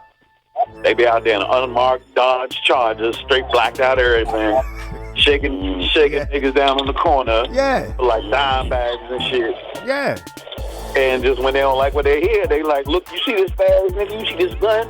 That mean I'm the fucking police. I'll blow your shit off. Yeah. That's them. I am the law, motherfucker. It's that shit. That's the shit that get me, Yeah, and it's fucked because it's fucked up because bro was 100 feet from his house. Bro was 100 feet from his house. That's why he's screaming for his mother. I'm like, are you serious? Yep. But I mean, yeah, I needed you guys' opinion on that one because it's hard enough looking the way we look. We get enough. We're already prejudged enough by people that don't look like us. We don't need people who look like us trying to, please massa and do all of that dumb shit. No, kick rocks. I think those 5 dudes. We was talking about this the other day, Sean. Them 5 dudes gonna get it when they get locked up. Oh, they gonna catch it, and they deserve it. They gonna get it. Some motherfuckers gonna be in goddamn. They gonna be in segregation. They ain't gonna be in general pop. They gonna be in segregation. Goddamn eating goddamn fucking top ramen and shit. You think 23-hour lockdown, D? Yeah, they not when cops get locked up, they not put with prisoners and shit. They get to their own little separate wing and shit. Cause that's like putting them with motherfucking rapists and shit and child molesters. You're not gonna put cops. What's going down? You're not gonna put cops in there, former cops or whatever. They gonna be murdered, plain and simple. And the crazy thing is, what's so double-sided about the justice system? Even the wardens and the guards in there will turn their own heads at the shit. I know, right? They'll turn their heads and be like, I ain't see nothing. So they're gonna die in there just like, well, this is what y'all created, that's what y'all represent, so I don't see why not let the animals attack what used to be the people who used to be in control of the animals. Yep. That's crazy. It is crazy. It is what it is, but I know they trying them now for what? Second degree murder. They charging them for second degree murder, and I think it should be moved to first degree murder because first degree murder is like premeditated. Now, I'm not saying that they premeditated. When they woke up, they said, "Oh, I'm gonna kill me a nigga today." But when you start covering up your body cam because you know what you're doing is wrong, to me that's premeditated. That's premeditated. Yeah. No, and it took 5 of them for this one dude. And then y'all pretty much, they planned that attack. Yeah, that's what I'm saying. And it's not just second degree murder. They getting charged for kidnapping, abuse of power, a bunch of shit. Because I mean, Yeah, I mean the shit is crazy. See, my thing is, and I say God bless his mother because she's calling for peace. That wouldn't be me. Lord, knock on wood. God forbid if that ever happened to my child or anybody in my family. I'm not calling for peace because we call for peace all the fucking time, and this shit constantly keeps happening all the fucking time. The only peace I would want is a piece of those 5 motherfuckers' ass. That's the only peace I would be calling for. I'm not sitting here trying to promote violence or riots or nothing like that, but bruh, me promoting peace would be the last thing I say. I would say on national TV, oh no, fuck them niggas up. For real, I would be saying on national TV, fuck them niggas up. Go to their mama's house and fuck them up too. Go to your local police station and burn that bitch to the ground. Yeah, I just want to say to y'all, you know what I'm saying, to all of the motherfuckers, yeah, we gonna fuck them up on tight. Exactly. That would be my message. Serious. No, to be honest with me, I wouldn't even, if it was me in that situation, I wouldn't even really be able to say anything because it's on tight. We're not going to talk about it. Like, if I don't want to see you, I may do something to you. Yeah, right. I don't want you to know ahead of time that I'm going to do something. Now that's premeditated. Yeah, it's going down. Yeah, that's premeditated. It's going to be temporary insanity when I happen. I know that's right. You can make the plea right then. You sure can. Tell you ahead of time, and you heard me say it. You ready? I want you to be ready. I just want you to know you might catch a hand to the face or something, or crowbar to the knee or some shit. It's like, nah, you getting ready at that moment, depending on how I feel. You pull a Shaft and remember Shaft when the boy mama, she didn't say shit. She kept getting, they kept letting the motherfucker walk. So the last time he came to court, the mama just shot his ass.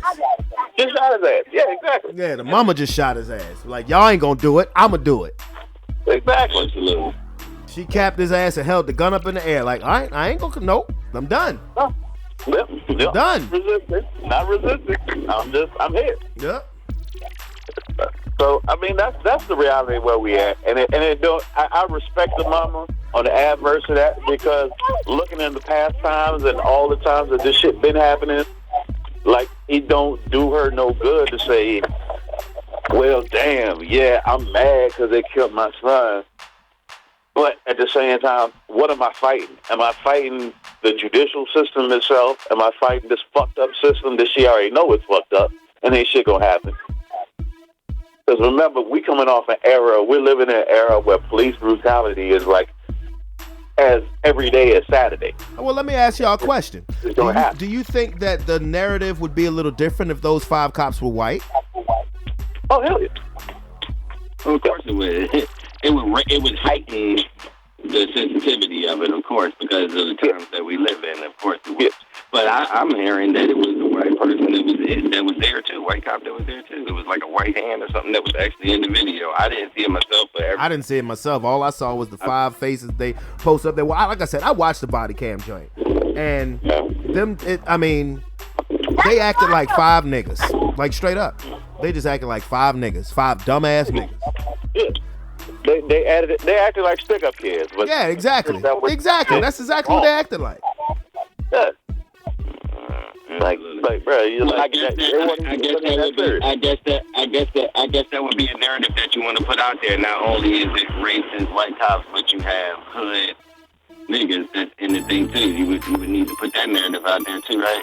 Man, it's like it's blue. Like, it's not black and white. This is about blue, because blue don't respect black. And no matter what, I mean, like, if you wearing that cop uniform, whether you black or white, if you view black as a target, that's blue. You ain't shit. I don't want to hear no blue lives matter. Fuck you niggas. Right. Like, straight up. Man, it just sucks because, like I said, it's hard enough for black people, particularly black men, who get the side eye from pretty much every white cop, or think they're getting the side eye from every white cop, to have people who look like us doing worse. Like, to me, that was worse. They tortured kid. Outside of George Floyd, which was clear torture, but mostly you hear about people black dudes getting shot, unarmed black dudes getting shot. They beat the shit out that boy for a while. Like, that's torture. Yeah. Correct. Yeah. And like homeboy in North Carolina got shot in the back. Yeah, like, I'm gonna be like this. Look, I'm gonna be honest, like, if you're gonna kill me, just shoot me. Don't make me. I mean, goddamn, for real. Don't whip my ass within an inch of my life where I'm just gonna have to be in such unbearable pain that 3 days later I'm gonna die from the shit. That's terrible. That's terrible. So, but anyway, I wanted to get you guys' opinion on that. I hadn't been more mad at a basketball game in a long time than I was when I watched the Lakers play the Celtics. That was some bullshit. Well, I seen the aftermath of it. LeBron losing every lasting mind on the court. Man, and look, I think sometimes LeBron being dramatic, but you could hear the slap through the whole damn stadium. Yeah, you can see it. And especially, that's what I said when I seen it happen. I said, I'm pretty sure you standing right there could have heard that smack. Like, 'cause that was He smacked the fuck out of him. Like on his arm, like. That's the type of shit you hear at the gym. Be like, oh damn! But I'm pretty sure you standing right there heard that, man. And then Jason Tatum gonna run off to the other side with his hands raised like he did something good. You high yellow bastard. That shit. And then they gonna tech Patrick Beverly up because Patrick Beverly bought a camera over to the referee. See that shit? You need the picture. That's hilarious. That was hilarious. That was hilarious because, like, how do you miss that? And I look on YouTube, Celtics fans, yeah, that was a foul. Well, no, then get his dub back, nigga. I don't want to hear you say it was a foul after the fact when you won the game. But you know, man, this shit happens. It happens in the games because nobody's perfect. Officiating ain't gonna ever be perfect. No matter how they do it, because it's human error. It is human error. But when you can hear, when the whole stadium can hear somebody get the shit slapped out of them, like a whistle should blow. Even if you ain't see it, I mean, you like smack. Oh, I heard something. Foul. Somebody got fouled. Fan referee. Like, you ain't hear that shit? Yeah, you know what I'm saying? Like, bro, come on, bro. Let me play that shit, bro. You got to be tripping. Yeah, like. Come on, dog. You heard that smack like I heard that smack. Exactly. Run that shit back. But anyway, fellas, man, I'm going to let y'all go. I got a couple of more interviews to do, but Super Bowl. Any parting shots, Sean? I know where you're going. And look, let me tell you something. I really don't even have to say much because you already know who's sitting on the couch while we're in the Super Bowl. So, with that being said, man, I wish a blessed day to you, both you brothers. Y'all stay healthy. Tell y'all families. Y'all love them. I love y'all. Yes, sir. Love you too, bro. Any parting shots, David? Yeah, I'm on Sean wavelength, except not so, like, you know, as cryptic as, you know, that. But I'll just come out and say it, fuck the Cowboys. Like you said, it's football. It happens. Cops ain't shit. Hello. You know, don't be out here trusting cops. Hello. Yeah, that about sums it up, man. Y'all be blessed, y'all take care of family, and make sure y'all take care of each other, man. Yeah, honestly. Trust nobody until they show you that they can be trusted. Exactly. It is. What they are. I love y'all, man. I'm going to talk to y'all soon, man. All right, bro. All right. Oh, brother Sean, cousin David. Had to get their opinion on what happened with Tyree Nichols, but Sean was in rare form. Oh, my God. Sean was in rare form today. That's right, because Bird Gang, a.k.a. Fuck Them Cowboys. All right, and we're going to keep this train moving. I got the little Brody on the phone, Eagles fan, so you know he happy today. Keith, what up, baby? Hey, nothing was good. You know what's good. What's good is going to be what's happening in 2 weeks. Man, I don't even got no words, man. I'm just happy to be there again. 2 times in 5 years? Yeah, 2 times in 5 years and looking for the second Super Bowl title in franchise history. We're going to start off Black History Month with having something happen in the NFL that has never happened before. 2 black quarterbacks playing in the Super Bowl. I think that's awesome. Even though I said Patrick Mahomes is now Candace Owens. Huh? Mahomes ain't black. Let's be be 100. He ain't black, bro. Like I saw that being posted this morning, and I'm like, he with a white woman. He don't look like us. He's not us. He's not black. I don't think him being with a white woman. I don't think that disqualifies him. He's black, bro. His father is a black man. His father is your complexion. But I get what you're saying. I said on Facebook that Patrick Mahomes is now Candace Owens. So I'm like, I mean, you're right though. I'm the one to talk. I'm with a white woman. I'm the one to talk. And if if she hear this, she gonna smack the shit out you. You better not play this interview for her. She gonna smack fire from your ass for saying that. And you deserve it too, brother. What the hell? I do. Oh my goodness. But be that as it may, we pulling for Jalen now. You know, Jalen, you got to win this one for the Eagles and for the Bruz. That's good. That's right. But what was your take on the game yesterday, man? Once Brock Purdy got hurt, there wasn't much of a game. They couldn't pass the ball, and I seen like there was a couple of Christian McCaffrey snaps. I'm like, and then Johnson got hurt too. I'm like, damn, like I really wanted it to be a good game, but I mean, that's what it is. I mean, I think that's a testament to how dominant the Eagles just have been all season, because the two quarterbacks got hurt on football plays. Was nothing dirty. There was nothing dirty about what happened.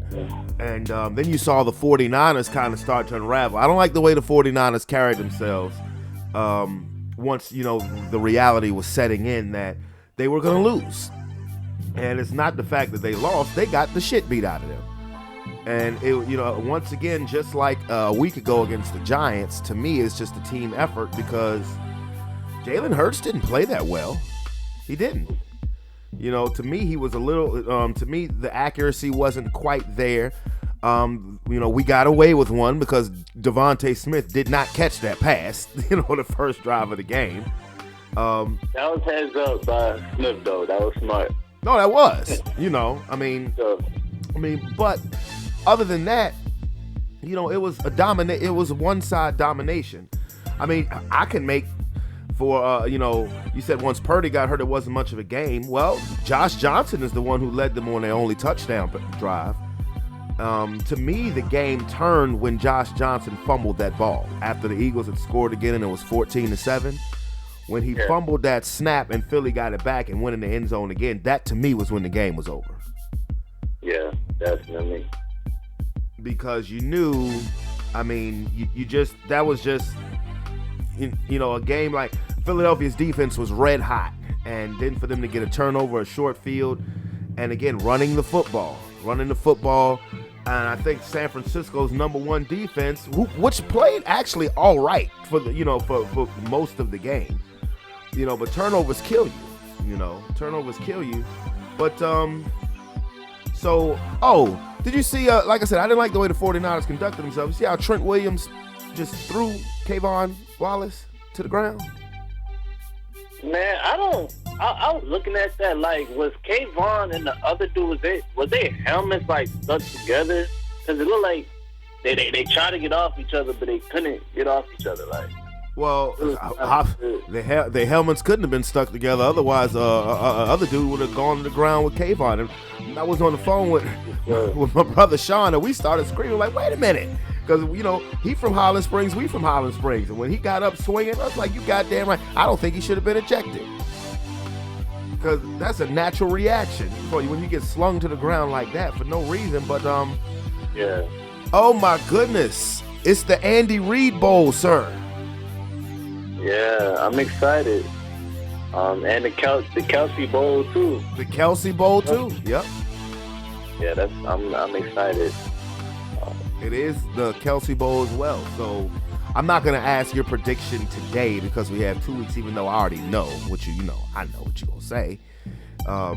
I think, I'm going to be honest with you, I think Philadelphia's going to beat the hell out of Kansas City. Not beat the hell out of Kansas City. I do. I believe that. I can see it being very similar to our match last Super Bowl when it was very back and forth, and it takes like one play.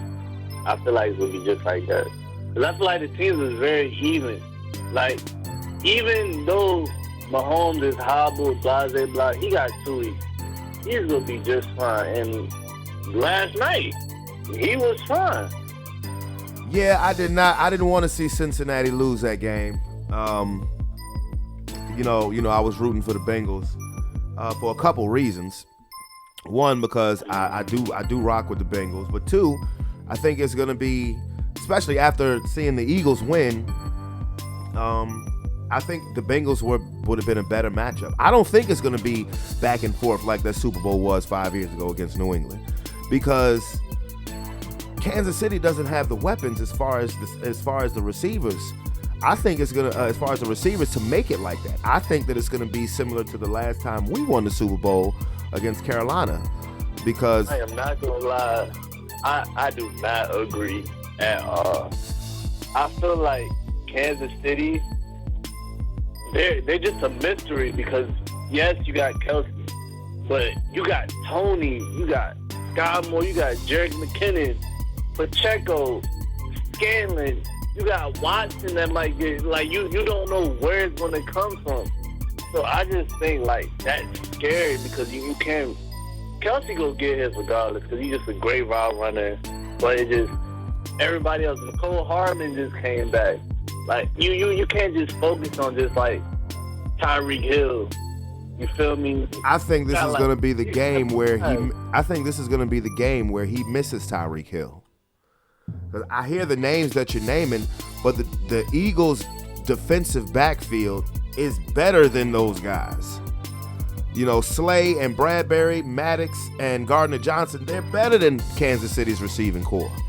Like I said, outside of Kelsey. I think this Super Bowl may look like the Super Bowl they played against Tampa a couple years ago. Now, I really believe it's going to be that one-sided. And seeing that how is now Mahomes in the Super Bowl and not Burrow, that's what I'm rooting for. I hope the Eagles beat the shit out of Kansas City. I think it's cool that you're going to have 2 black starting quarterbacks. That's awesome. Even though Patrick Mahomes is now Candace Owens. But I think Philadelphia's going to walk the dogs on them. I understand they had the same record, you know, whatever. But Philadelphia is a clearly better team.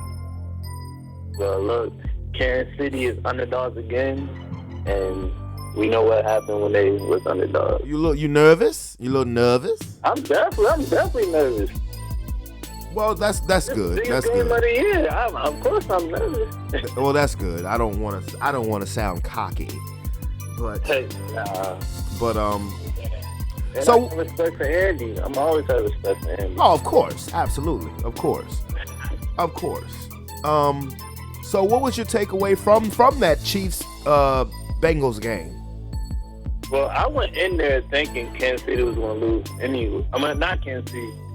I thought Kansas City was going to win anyway. Just throughout the week, I remember I texted the group chat saying, like, Cincinnati is talking way too much. I just felt like throughout the week, like, Kansas City's never been an underdog. I just felt like they was going to win the game regardless. Now, the way they won, I just hate that the referees got so much control over a game. Like, I just hate that he barely touched Mahomes. Like, you know, crazy. I didn't like the call either, but I had to stay with consistency because the same thing happened late in the game to Jalen Hurts when he was running out of bounds, and I think it was Greenlaw who pushed him when he was, a step or two out of bounds. To me, the difference for me is the intent. San Francisco was unraveling. They were getting in their feelings because they were getting their asses handed to them. So, yeah, I do think it was some venom with what Greenlaw did to Jalen Hurts. In the case of the Bengals linebacker, I think I truly believe he did not mean to do that. Because the game was in the balance. I don't believe he would do something that dumb to, because that penalty set up the field goal. Exactly. For all intents and purposes, that game was going to go to overtime. Exactly. These refs got way too much control. I've never been a fan of all these calls, and it's way too much now. Way too many calls. Don't get me started on referees, bro, because I hadn't been more pissed off at a basketball game than I was when the Lakers got robbed by the referees against the Celtics. Don't get me started on referees. Cause y'all would have won that too. LeBron was definitely gonna make one of them free throws. Oh, we flat out got robbed. And then and to me, what Patrick Beverly did, they shouldn't have called a technical on him. They're telling he's showing up the refs. No, the refs fucked up big time. How do you could hear the slap through the whole stadium. And Jason Tatum gonna run down the court with his hands up like he made a good defensive play. You high yellow bitch, you ain't do shit. But anyway, let me segment back to football. So, I'm certain, bro, that shit had me mad, bro. You too. I was going for y'all. I was mad. I was pissed off behind that. But yeah, let's segue back to football. So, Philadelphia versus Kansas City, you think it's going to be a nip and tuck game, huh? Yeah. I'm hoping for entertainment's sake that it's not just one-sided. Like it's a Super Bowl. I kind of do want to be back and forth. I hope it's a one-sided ass whipping. You want entertainment? Watch Rihanna at halftime. That's entertainment. He overrated. Who overrated? Nah, let's move on. No. Finish that. No. Say it again. Look, I don't think she should have her own halftime show, to be honest. I don't give a damn about the performance. I'm thinking about the visual. Yeah, I mean, to me, it's not going to be better than last year. To me, barely anything could be better than last year's halftime show. I be getting goosebumps watching that, James. I still got it on my DVR, bruh. I ain't never deleting that. Yeah, that joint was fire. Hell yeah, Hip Hop's Avengers up there. Nostalgic and all that, that was fire. I mean, but I think Rihanna's gonna come out and put on a good show. I do think that, but that's the only entertainment I'm looking for. I hope the Eagles smack fire from Patrick Mahomes. We go see, man. We go see. Well, now I'm going to transition to a subject that's totally different. I know you heard about, as everybody's heard about, the situation that happened in Memphis involving the police and Tyree Nichols, who was beaten to death by 5 black cops. What do you think about that? See, when I first saw this story pop up, I didn't know it was 5 black cops. Me neither. Because I see this all the time, bro. Like, it's just the world we in. Like, I see this type of stuff all the time, and it surprised me because when I seen it, like, bro, I see it so many times. I kind of just keep scrolling because I don't watch the news. Right. I've never been into watching news because I feel like I just never liked the news. Yeah, me neither. No news is good news. Scrolling.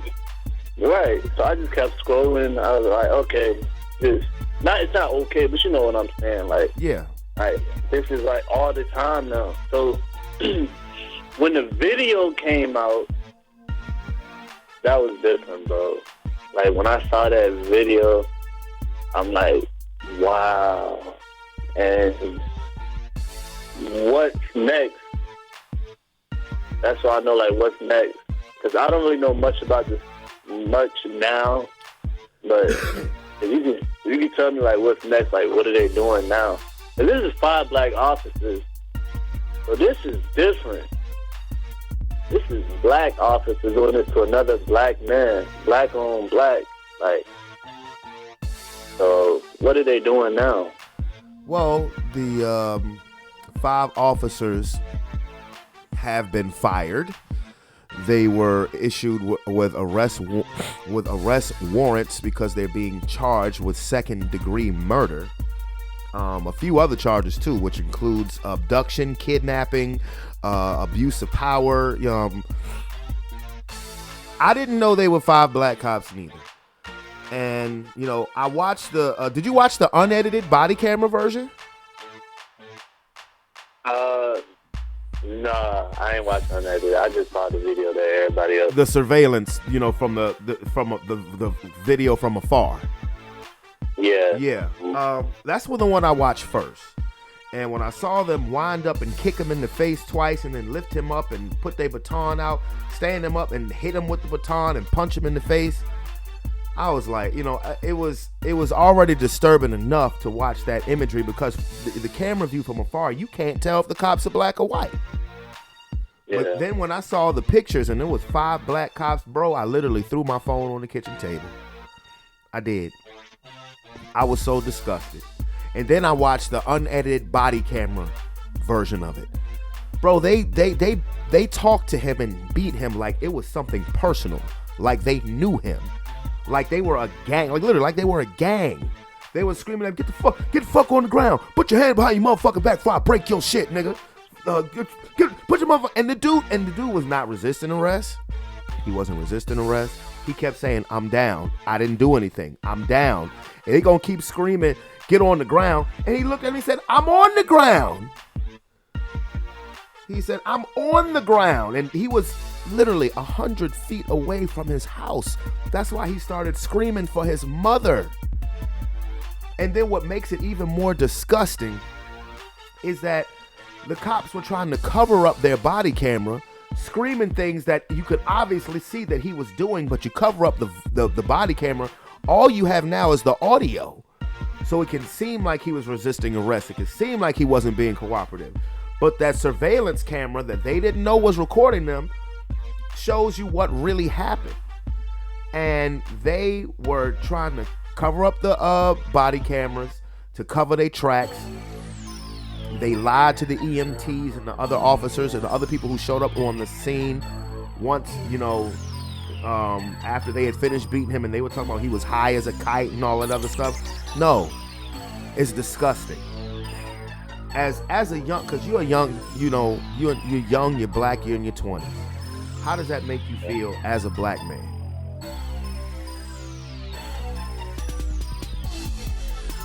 It's just devastating, man.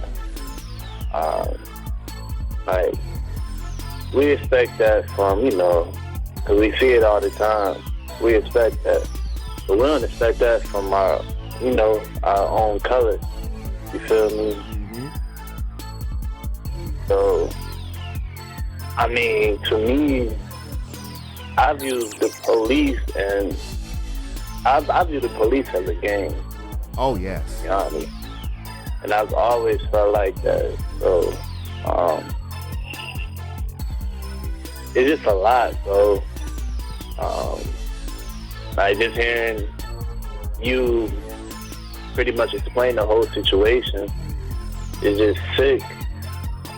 And all I can do is just like shake my head because we already got a tough way of living because of our skin. Mm-hmm. It's just tough, so that's all I got to say about it. And the more that I, hear, or the more, the layers get peeled back from this story and the cops are charged with second-degree murder, I honestly think that should be moved up to first-degree murder, because first-degree murder is when it's premeditated. But hearing the fact that the police officers covered up their body cameras, they knew what they were doing. To me, that sounds premeditated.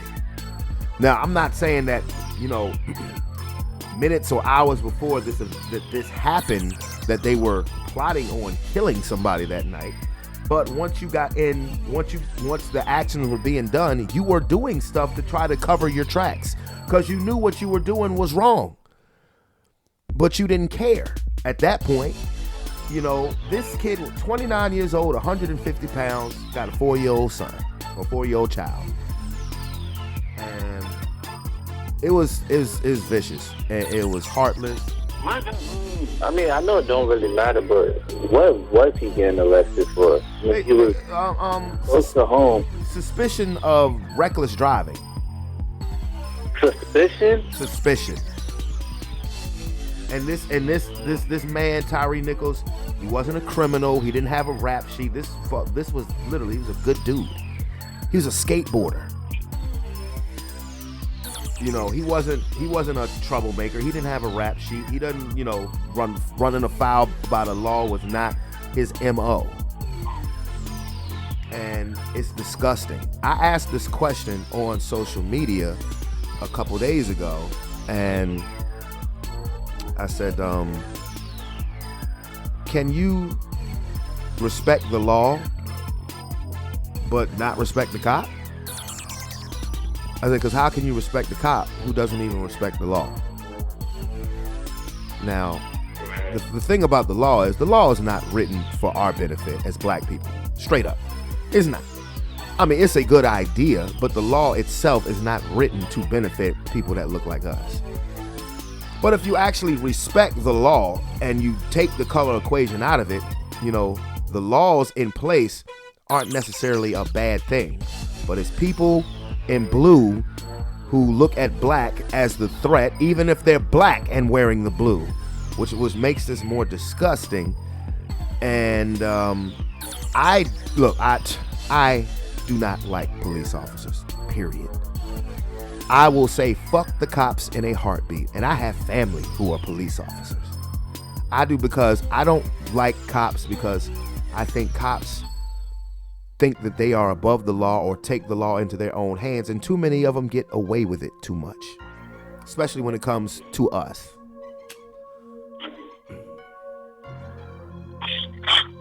Yeah, I agree. So I just wanted your input on that, little bro. I'm gonna need you to be a little more hype about your team being in the Super Bowl next week. I did all that yesterday, bro. I lost my voice and all. I'm just getting my voice back. I believe it. I did all that yesterday. I believe it. Yeah.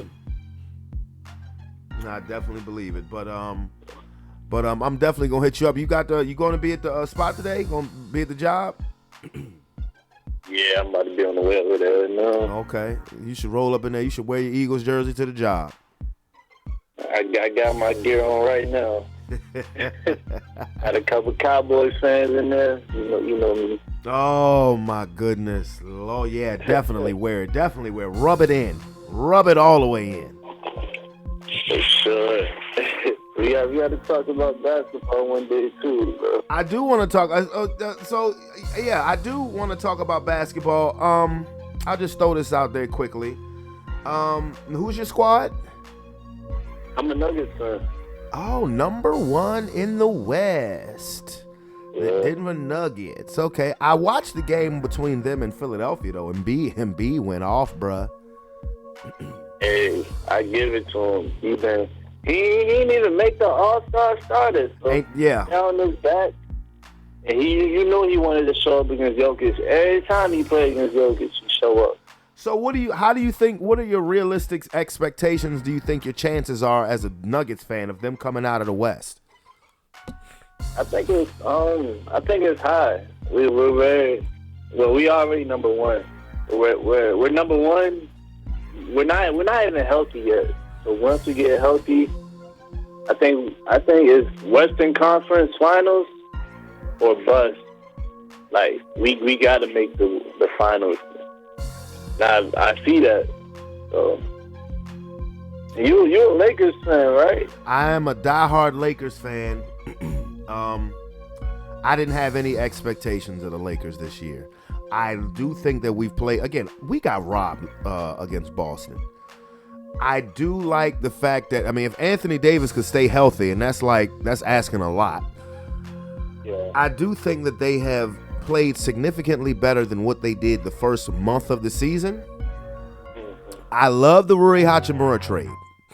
I absolutely love that deal. Yeah, y'all got him for literally nothing.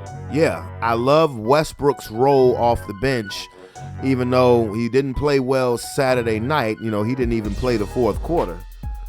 But I love the role of him coming off the bench because I think that's necessary. I think that we should at least, I think that we'll make the playoffs, and especially after what happened against Boston. If anything, the Lakers should be pissed. Like, the Lakers should just have a fuck everybody mentality now and just go out and beat the hell out of everybody.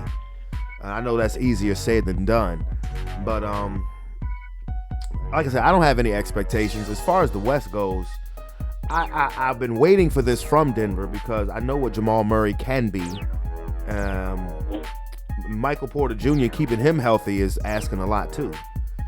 But I think Aaron Gordon is an all-star. I think he should be an all-star. You know, I got love for my man Bones Highland. He from VCU. Oh yeah, he a bucket too. Yeah.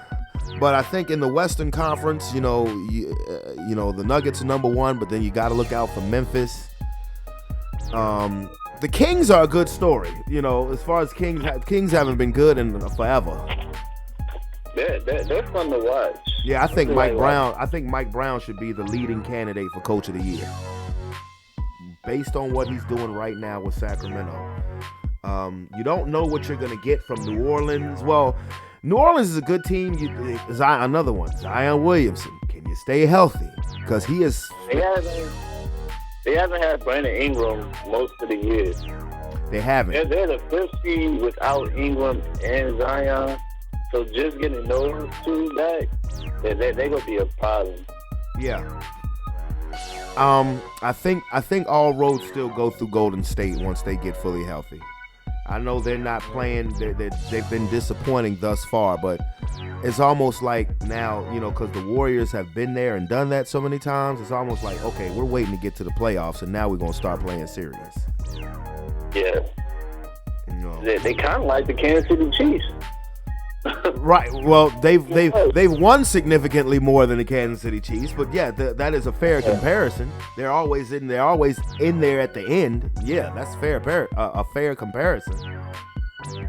Sure.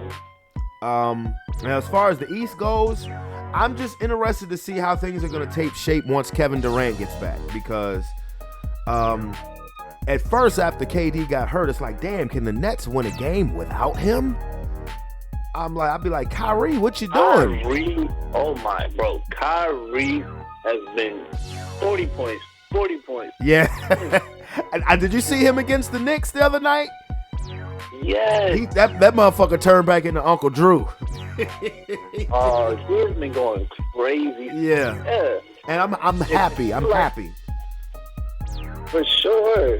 I'm happy because people are starting to again be reminded of how great he is on the basketball court. Yeah. But you just want him to play. You know, you want him to, you know, this is my biggest problem with the NBA now is that players don't want to play. You know, players cheat. This is why I used to always want to go to a go to an NBA game. I really don't want to now because the players cheat the game. They do. The players cheat the game. Coaches let the players cheat the game, or coaches cheat the game. But I'm happy to see Kyrie out on the court. I still think Milwaukee is the best team in the East. Yeah, for sure. I still think Milwaukee. I don't know, man. Boston's nice. And look, Philly has been picking up their game. They have. Like, they've been playing really good ball this month. So I'm not going to count Philly out. No, I wouldn't count him out. With Joel Embiid playing as hungry as he is right now, all he has to do is just stay healthy, and they got the best center. Nobody has got as good a center play as Philly on the East. So, absolutely. you need to stay healthy today. Absolutely. I mean, no, I'm definitely not counting the 76ers out. No. But I think that when Milwaukee has their total team, Giannis and Middleton, they just, to me, I just think that they're like the old school San Antonio Spurs of the Eastern Conference now. Like, they're gonna have to be dealt with. Yeah, for sure. You know, you're gonna have to deal with them to get to where you want to go. But anyway, I know you about to go do your thing. Yeah, we always talk about talking basketball, but we never did, so we never do. So I figured we had this basketball convo. But I'm gonna need you still. I know you just getting your voice back. I'm gonna need you to regain that hypeness about them Eagles being in the Super Bowl. Man, I've been singing that Fly Eagles Fly song all night, bro. that was a cool little moment. Bro, what's up with Terry Bradshaw calling us what did he call us? What? Ugly? What? What? Did you hear him call us the uglies on the podium? I heard him get Jalen Hurts to sing the song. Bro, watch that. I'm gonna watch it again. He dead us called us the uglies.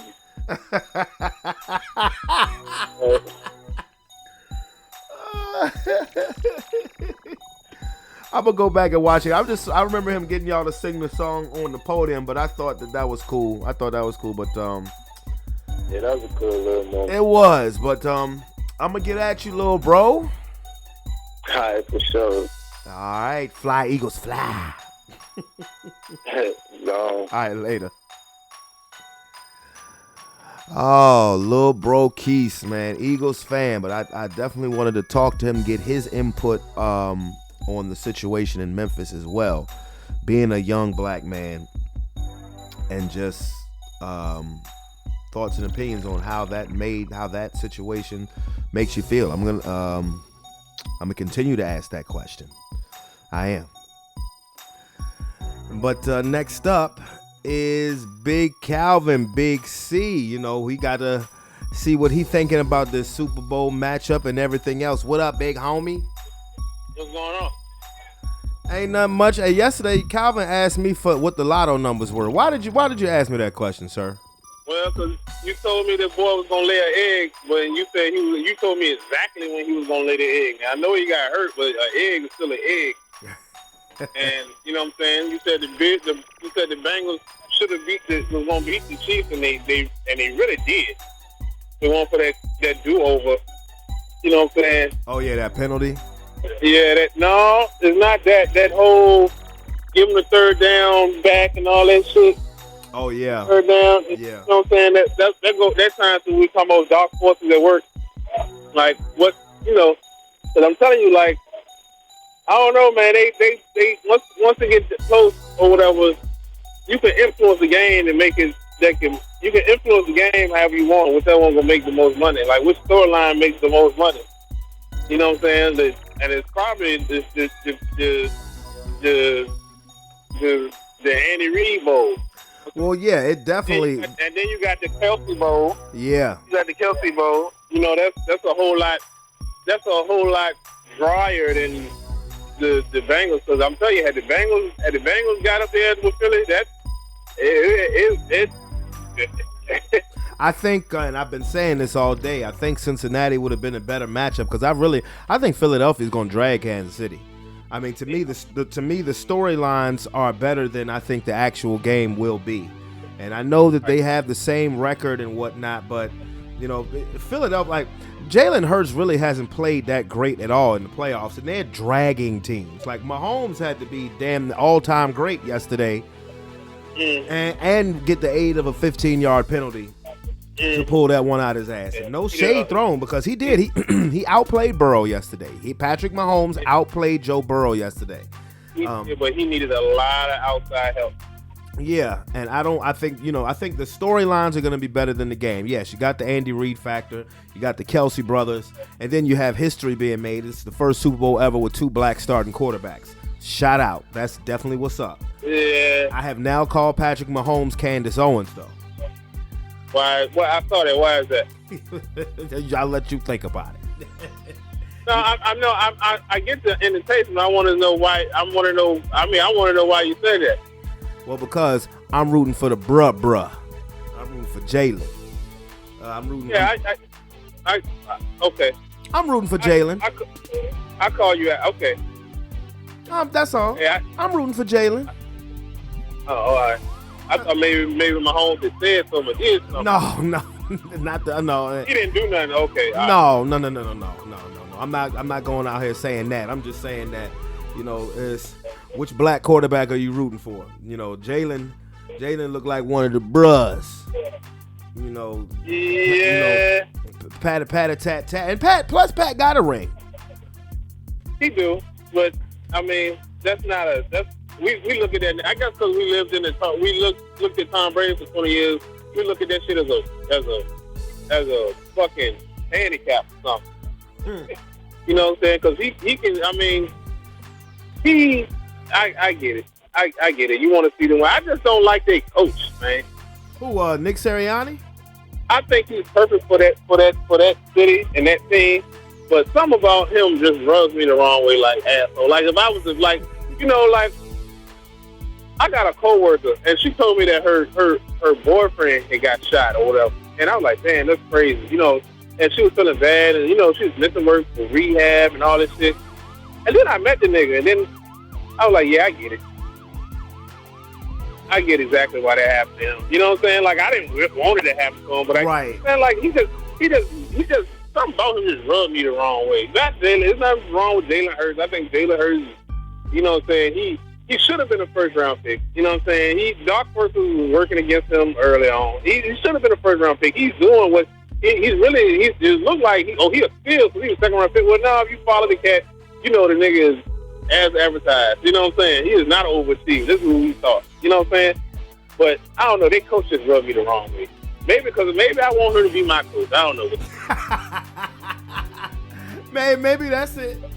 Maybe that's it. I mean, I thought Sirianni was a duh idiot, last year when he first got hired. But, I mean, he's proved me and a whole lot of other people wrong.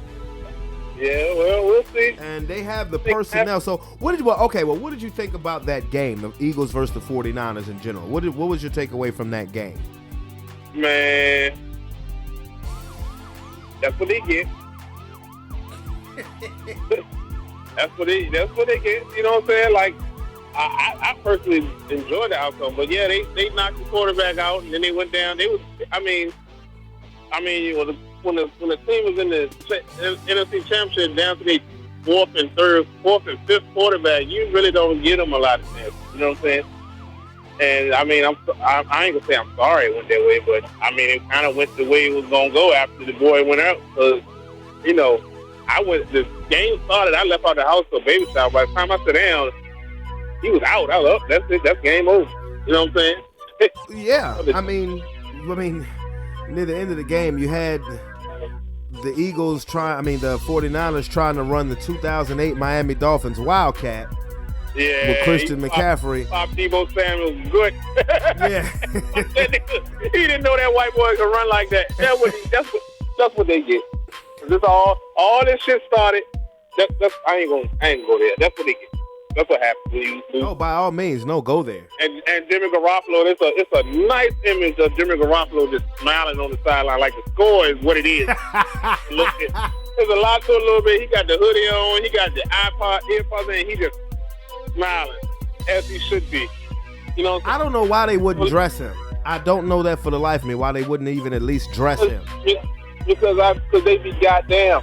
If they have, this man has took y'all to as high as y'all been in a long time, y'all shitting on him, pick anybody but him. And then for him to have to come in and save y'all ass again, that'd be y'all will be successful, but y'all look like idiots. You will win the war. You will win the battle, but you lose the war. So think about it. You already let's say, okay, think about them people now. Let's say Purdy would have played. Let's say he played great and they still lost. You know what I'm saying? Mm-hmm. You have this. You have these questions you got to answer. Like, do you still stick with Trey Lance? You already know Garoppolo he's already collateral damage. Fuck him. You know what I'm saying? Mm-hmm. So that's something they willing to live with. let's say Purdy, he gets in there and he stinks the game up. You know what I'm saying? That would make it easier than what's gonna happen now, because then you like, oh wait, he's not the king. You know what I'm saying? But no, the boy got hurt. But let's say the boy get hurt and then you had Garoppolo dressed like you should have, and then he win the game. Now what the fuck do you do? Because if he wins the game and we take y'all to the Super Bowl again, and whoever you play at quarterback other than him don't make you take him to the Super Bowl, you like an idiot. So that's why they didn't draft. I mean, coming from somebody who suffered from, you know what I'm saying, who knows, that was a pride thing. I mean, the Shanahan's be goddamn. That's how I feel. Well, I think that actually, I don't think the game was necessarily over when Purdy got hurt, because remember, their only touchdown drive was led by Josh Johnson. To me, I think the game turned when the Eagles had scored again to make it 14-7, and then the next drive, Josh Johnson fumbled that ball, fumbled the snap. Right. And the Eagles recovered. Yeah, he recovered. He fumbled the snap. The Eagles recovered it and quickly turned it into another touchdown right before halftime. Now, when it was 21-7, I said, okay, this is over. Right. Well, I get it though. But okay, you take Josh Johnson. Now, let's say Purdy get hurt. You take Josh Johnson and Garoppolo is dressed. And instead of them going up by 7, then they going up by 7. What if 49ers go up by 7, and then they go up by 7, and you go up by 14? Then you're in a bit of a battle. It's a game now. You know what I'm saying? Like, they not playing with the same. Come on, now. Once they see that boy get hurt, come on, Brandon. If you was on the defense and you knocked the boy one day out, and you've been doing all this crazy, you're going to pin your ears back, and you're going to hit everything and move, right? Of course. Okay, then. So that's what I'm saying. You got Garoppolo in there. It's a different game. Oh, no, I agree with you there. I don't know for the life of me why they didn't dress him. But I was just saying, like, you know, you said that you thought the game was over once Purdy got hurt. I think the game changed when late in the second quarter, when the 49ers had the turnover. And the Eagles turned it into a quick touchdown and made it 21-7. Once it got to 21-7, I said, oh no, the only way the Eagles lose this game is if the Eagles lose this game. I said, because now San Francisco, I said, because, you know, this is, as long as Josh Johnson been in the league, that was his first time ever in a playoff game. Right. And it happens to be. You right. Yeah, I mean, because, and then once Josh Johnson got hurt, I said, they can't even throw the ball. Yeah, you can't do it. But from a number standpoint, no, the game won't over. But as a mental standpoint, yeah, exactly. The game was over, dog. Because y'all been riding this boy high ever since that Week 13 matchup against that NFC South team, and he was a savior. And you know what I'm saying? All that shit, his coach turned into a pumpkin at midnight. That's a shame. I mean, you know, goodness gracious, you got to listen to Sean. Sean was in rare form today. Because when I called him last night, you know, he was in a state of euphoria. He made a good point. He said Brock Purdy was throwing the ball good on the sidelines, but then when he came back in the game, all of a sudden you can't pass no more. Yeah. And I was like, you know what, that is true. He was tossing it on the sideline. I mean, he could have easily got intimidated. But I mean, I don't think people do not give Hassan Reddick enough credit. That motherfucker is a man. Hey. Everybody got a plan till you get hit in the mouth. That's right. Quote from Mike Tyson. Everybody got a plan till you get hit in the mouth. This whole shit, yeah, these boys out here playing for real. Yeah, you were skating, my nigga. You were skating. Like, welcome to General Pop, bitch. You beat, you know what I'm saying? Think about his run and who they beat and how they beat him. You know what I'm saying? You know, that's what it is. And that's to my first point. That's what the fuck they get. I couldn't be happy. Yep. That's how I feel. Yeah, but like I was telling Charles, like I told my brother at the baby side, I said, don't, because he's getting ready to call in. I said, don't call in yet. Wait till you win the Super Bowl. Play that for the Super Bowl. You know what I'm saying? Well, which brother? You know, JoJo is a Eagles fan, and Brandon, my other brother Brandon, is a Giants fan. That's right. He was rooting for the San Fran. I like y'all NFC East. Who petty? Oh, I mean, it's so y'all so petty. Like just let it go. Like when you talking to dude about that Eagle take, yeah, that shit is real. Like, but see, he's a Giants fan, so his hatred for the Eagles is a lot more different than a Cowboys fan. You know, Cowboys, they deserve that shit for like Redskins. You know, the Eagles and the Giants are more rivals than you know what I'm saying? Oh, yeah. I mean, hey, look, like I said, Sean was in rare form. Everything that he said reverted back to basically this one comment, fuck the Cowboys. Everything Sean said, it was so funny. Everything he said reverted back to the damn Cowboys and they fans. I can imagine. And I was loving every second of it. I can imagine what he was saying. I gotta go back with that. He probably said some shit like, damn, man, the best quarterback in the NFC East is black. But it ain't who you think. He was just like, how long Jalen Hurts been in the league? How long Dak been in the league? Like, has Dak Prescott ever played in a conference championship game? I said, nope. Has he ever played in the Super Bowl? Nope. Huh. But Jalen Hurts is in his second year as a starter, and he's going to the motherfucking Super Bowl. Hey, but Dak, he went to a Super Bowl a couple years back. I think they won the last time. What was that year? No, he wasn't. Jalen Hurts was still in college when the Eagles won it in 2017. Yeah. No, I was talking about when the Super Bowl was in Dallas. That was in 2011. No, he wanted to say, Dak on any league. No. Dak can't get in the league till 2016. That was the last time they went. For real, are you bullshit? What, you talking about because it was at their stadium? Yeah. Man, that team ain't been worth nothing outside of a garbage can in damn near 30 years. Hey, but you know what? They don't have to be. So they don't have to be. This shit ain't going nowhere. Well, it's not. But what was your takeaway from Kansas City and Cincinnati? The Bengals should have beat them people. You know what I'm saying? The Bengals had them on the road. The Bengals should have beat them people, yet Burrow was slow. Burrow didn't play well. So Mahomes outplayed him. Yeah, Burrow didn't play that well. But he had a lot, but Mahomes had a lot of outside help. So it's going to be a good. I think the Eagles should beat them, but you know what I'm saying? Like, Mahomes is not like most of your mobile quarterbacks. Like, you know, like somebody like Jalen Hurts or whoever, like, you know, the read option and all that shit. That shit is becoming basically normal. But when you got somebody like Mahomes is doing a handstand and throwing the ball between his legs, how do you fucking prepare for shit like that? You know what I'm saying? Well, he doing and one tricks and stuff. He like Steph Curry in the NFL. Not and one. Yeah, he doing Steph Curry. Like, and I said on tweet, like I always say, like he's like Steph Curry and Mahomes made it cool to be light skinned because they the same thing for their respective leagues. But if he's Steph Curry, then Eli Apple got to be Pat Beverly. Oh my goodness. He got to be Pat Beverly. It's like you can't get rid of this nigga. Like no matter how bad he played in the biggest games, he just always on the team starting. Like ain't nobody fucking learned yet. Like. Well, Pat Bev is a Laker now, so I have to ride with Pat Bev. Oh, well. Okay, then. And speaking of the Lakers, we got robbed against the Celtics. I heard. Clear-cut highway robbery. I heard it. But I heard on that play he traveled, too. You talking about LeBron? Yeah.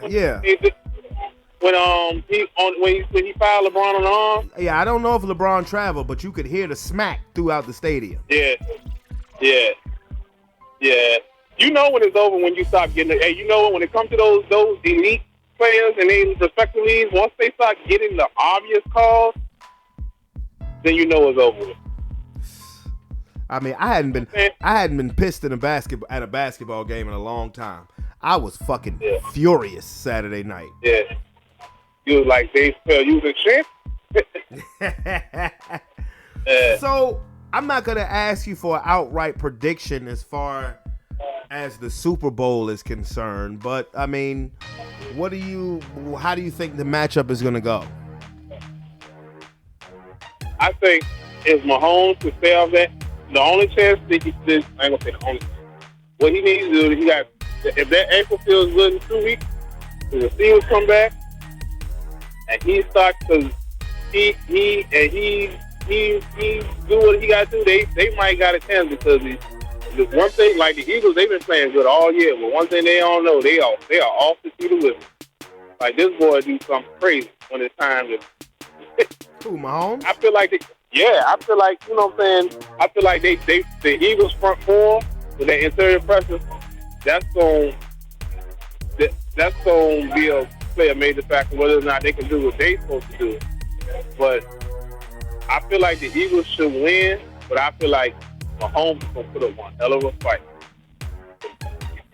He's going to put up one hell of a motherfucking fight. Okay. Niggas, I really don't think the game is going to be that close, to tell you the truth. You know, I mean, I think, casual football fans want to see a great game, and I understand that. I've never seen a more magical. This is a magical Negro we looking at. Like, this is a what? It's a magical Negro. This is this nigga is a magician with this. I'm just saying, like did you see that play, that post he threw to the old boy for the touchdown? Oh yeah. I mean, oh my God, like, we'll see. Yeah, we will see. Like I said, I thought Cincinnati would be a better matchup because they have 3 studs at receivers. The Eagles have 3 studs at cornerback. And, I think the Eagles secondary is better than the Chiefs receiving corps. So I think, remember when Denver played Carolina in the Super Bowl? And why was I not worried at all? Even though Carolina was 15-1 and Cam Newton was the MVP and this, that, and the third, I didn't give Carolina a second thought. I said, we gonna fuck them up because that defense that year. Yeah, that was one of the all-time great defenses. Yeah, I wouldn't worry neither. But what made it better was that I knew that Aqib Talib and Chris Harris and Bradley Roby was better than Philly Brown and Ted Ginn Jr. Yeah. And I believe that Darius Slay and James Bradbury are better than Juju Smith-Schuster and Marquez Valdez-Scantling. I dig that. I can dig. I can dig. And Scantling balled out yesterday. He did. Yeah. We'll see. It's not this. We'll see. This will be a good. I hope it's a good game. I think if you want good entertainment on the Super Bowl, I think it's gonna come from Rihanna. I don't think it's gonna come from the football game. Okay. You know what? I gotta respect that because you may very well be right. You may very well be right. I'm so glad. Me personally, I'm just waiting for free agency. He said, all right.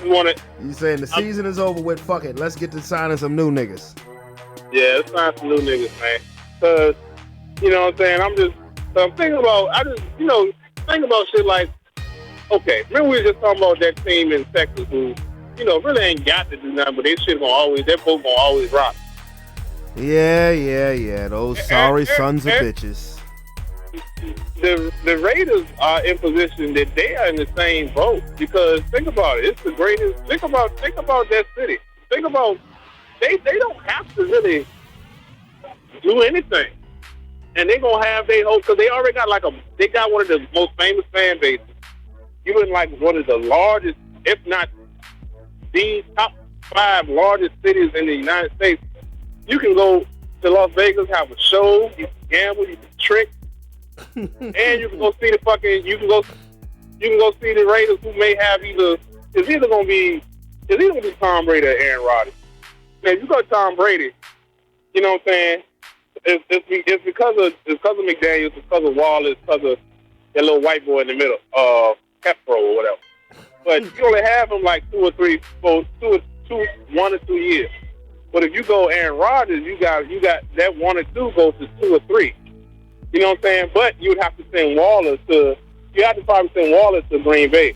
But when the last time that Aaron Rodgers had a dynamic tight end? It's like he don't even throw to them niggas. It's like he only throw to golly, dynamic tight end Aaron Rodgers. I'd have to go back to Jermichael Finley. Jermichael Finley? Jermichael. Yeah. He had the boy Graham, but Jimmy Graham. Yeah, but he didn't really do it. Yeah, he didn't really do nothing. Yeah, so I just hope that what I'm saying. So it'll probably be that, and instead of because when you bring Brady, they can run. Them two can run their offense. Him and McDaniels can run their offense together like a happy family. But if you bring Aaron Rodgers in, you got to let him and Devontae Adams runs their offense, and you just add shit to it. You know what I'm saying? It looks like Aaron Rodgers might get traded to the Jets. To the Jets? What? Why would he even agree to that shit? I mean, a player like that would have a no trade clause in his contract, any contract. Why would he want that shit? Well, the Jets. Have you seen the Jets have a damn good team? Oh yeah. I'm thinking about the. Old habits die hard. Yeah. old habits die hard. I had to get used to the. They went to the Super Bowl last year. I still had to get used to the Bengals being. You know what I'm saying? You said what? I said they went to the Super Bowl last year, and I still got to get used to the Bengals and the Rams being. Oh right. You know what I'm saying? But, oh man. But as far as my team, I hope Tom Brady, if he retire, I hope he because the salary cap went up $16 million. Oh yeah. As of today, so we need to sign some people. And maybe if he gonna just walk away, he'll just say, look, that money y'all owe me, we can stretch it out. Don't worry about this shit. I'm rich as shit anyway. You know what I'm saying? Because I don't have him. For real, if he played for anybody, it'll be us. But it's a small chance to go to. I'm about to say Oakland, but it's Las Vegas because him and his wife, because they already bought the little house out there. And for real, that little divorce shit, that was because he about to lose all that. He lost all that money in crypto, whatever the fuck that was. Oh, cryptocurrency. Yeah, so think about it, because you know how this shit works. If you get divorced, right, she take half your shit. That's less shit they can take from you. You know what I'm saying? Yeah, but at the same time, he has a over $300 million contract waiting for him to sit in the booth. And it's waiting for him. It ain't going nowhere. So, it might. Look. Fox is a TV network just like everybody else. You procrastinate too long. That contract say whenever he retires. There's no expiration date on it. Okay. Yeah. But I'm telling you, man, because I'm telling you, I had a dream. You did this. I had a dream about you, dog. You called me in the same way. You like, yeah, man, y'all got Lamar Jackson. Keep dreaming. Yeah, okay. Okay. I'm serious. So you want Lamar Jackson to come to Tampa? I mean, yeah, you better pinch yourself because you gonna keep dreaming. Nah, I'm just fucking. Yeah, you better keep dreaming. Basketball. It was a basketball question I was gonna ask your ass too. What was that? Hey, I can't remember now, man. I be having this shit, and then I be having this shit like, damn, man, I have to act random shit. Then I get drunk and high, then I forget. I would start writing this shit down. You better, text it to yourself. Yeah. But I wanted to ask you, I started texting you the shit, but I was like, I might be getting on this nigga nerves. No, text me anytime. Come on now, you know how we roll. All right. You know how we roll. But I wanted to ask you a serious question. Did you see what happened to that 29-year-old man in Memphis? I heard this shit. I was reading when you called me. I was reading that one of the dudes, the last one that just got charged, that was on leave. That boy, his ex mama and his ex worked at FedEx or some shit with him, and he sent her a video of them doing that shit. Wait a minute. That one of the cops' moms used to work with the dude. No, I was just clicking on this shit when you That he used to work with what? Tyree Nichols worked with the dude that got killed. Man, that boy just because four of them got charged with murder. They 5 of them. Because 5 of them because that's why they fire you first so they can say form. So they don't want to say 5 police officers. You know what I'm saying? But it's all options. But anyway, it's a 6th one that they just put on leave because he sent a picture to the ex that worked with him, the ex's mama that worked with him. Yeah, Jack, I can't find it. It was on Facebook. That shit, that shit refreshing shit. Well, because, I listened to I don't know if you've listened to the actual body camera, the body cam. I listened to the unedited version. and it sounded very personal. It sounded like they knew. It sounded like they knew him, like it was a setup. Right. What was his name again? Tyree Nichols. Tyree Nichols. Yeah, because I can't. Me personally, like when it comes to you say you listen, I can't. I don't know. I can't listen to shit like that. Once you tell me what happened, I put it together. I don't even want to see it. Like when that boy went into the supermarket and was shooting, I can't watch it. You know what I'm saying? But I agree. But I saw somewhere where I just saw it where somebody sent a picture to it. Okay, and a 6 Memphis officer is relieved of duty. A 6 Memphis officer is relieved of duty. Officer Preston Hempfield. Okay, hold on. All right, bitch. Hempfield. I was just looking at it when you called Preston Hempfield. It's funny how. Okay. Finish. I'm just seeing this on CNN now, where it's saying a 6th officer is now off the force. He was in connection with the death. Okay, was fired at 5 last week. And I think this 6th officer, I think the 6th officer was a white boy.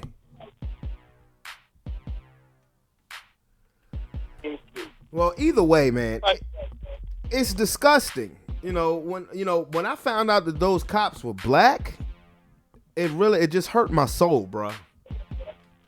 Yeah, I mean, me too. Because not because they were like, why would they do it? Like, okay, if y'all want justice, it's gonna come from your own.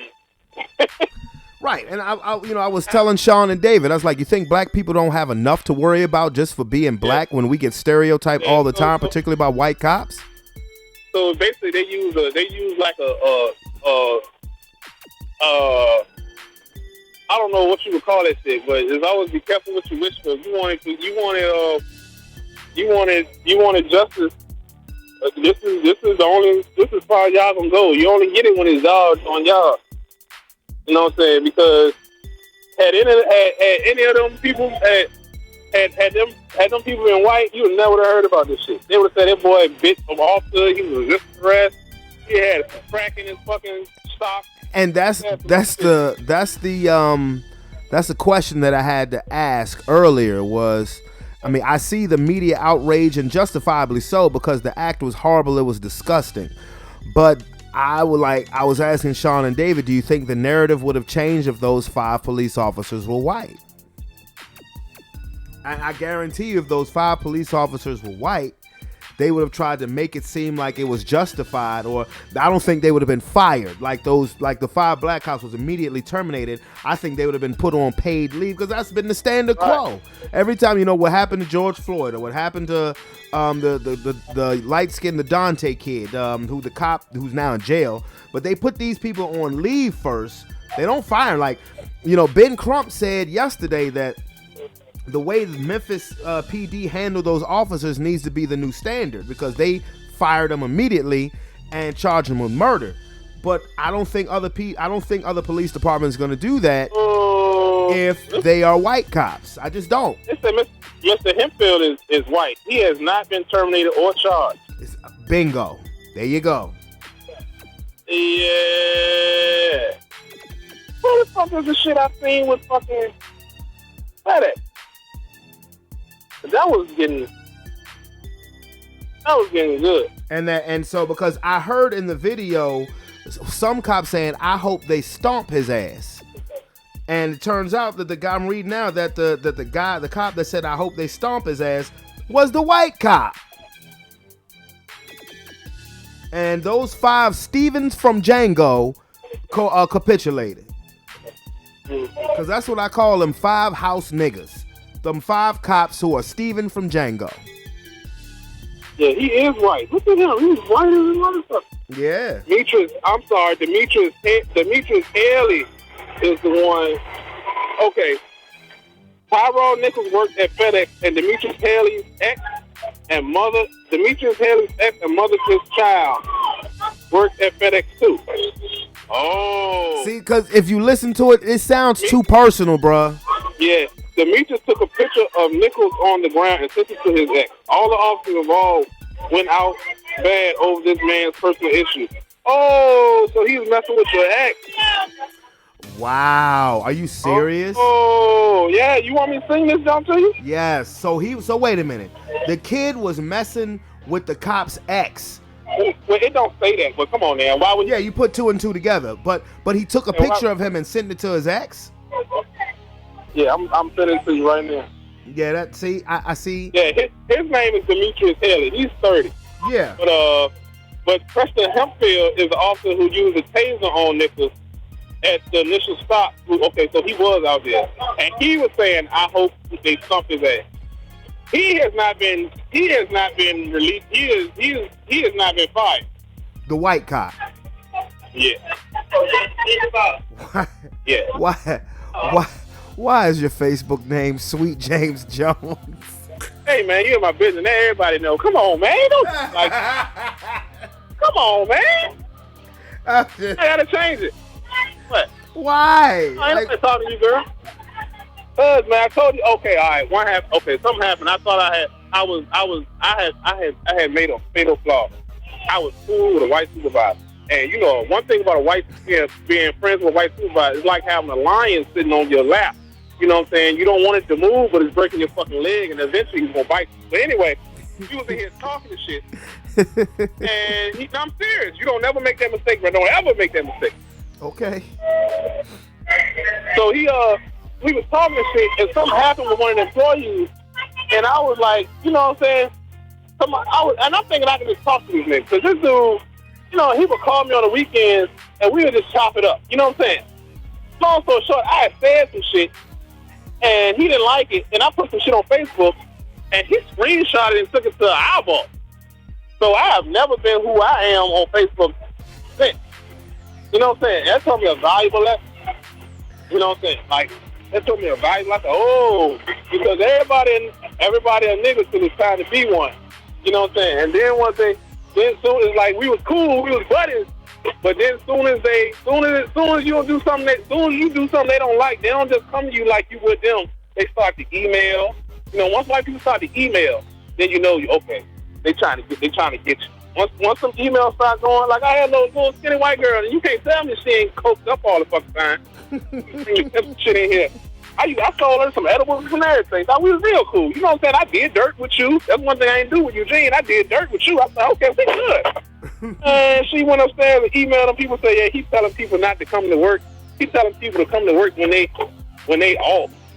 And so I'm like, okay, I got your ass. Because the one thing about Brandon, you know me, I don't have no patience unless it's for like revenge shit. So I said, I'll wait. I know. I'll wait for. You know what I'm saying? Because I may not get you today or tomorrow. I'm gonna get you. This bitch had a nerve to come in. I forgot what we doing right now. My bad. No,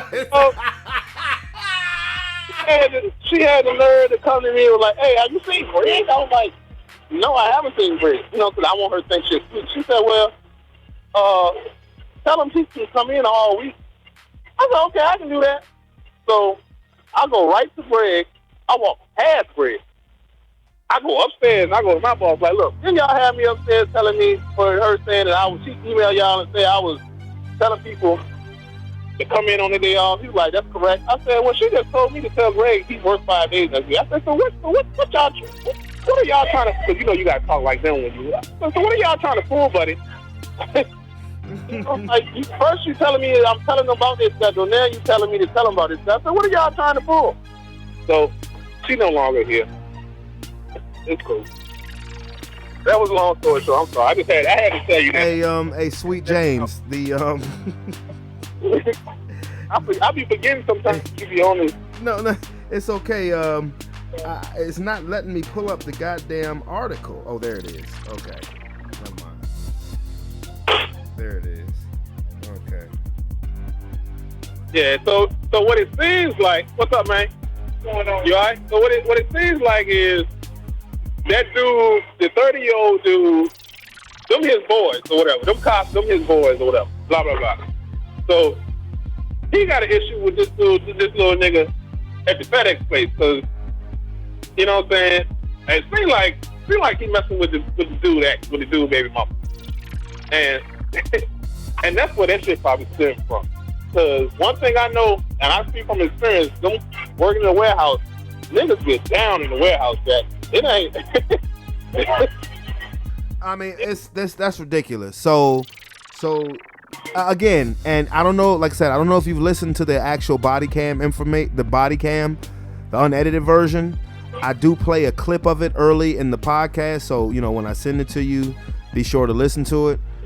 And I said this at the beginning of the show. I said that sounds personal, Right. and turns out it was personal. You right. And bro didn't do anything. He didn't do nothing. He wasn't a troublemaker. He didn't have a rap sheet. He didn't do nothing. There's nothing on earth that required that. But he didn't do nothing. He didn't deserve that. And if you just listen to them 5 motherfuckers talk, after the fact, after everything is all said and done, they start like literally parading around talking like they some heroes. Like they just did some shit. Yeah. Because I'm gonna tell you, and let's go back to that nigga Eugene I was talking about, the white supervisor, because he was an auxiliary police officer.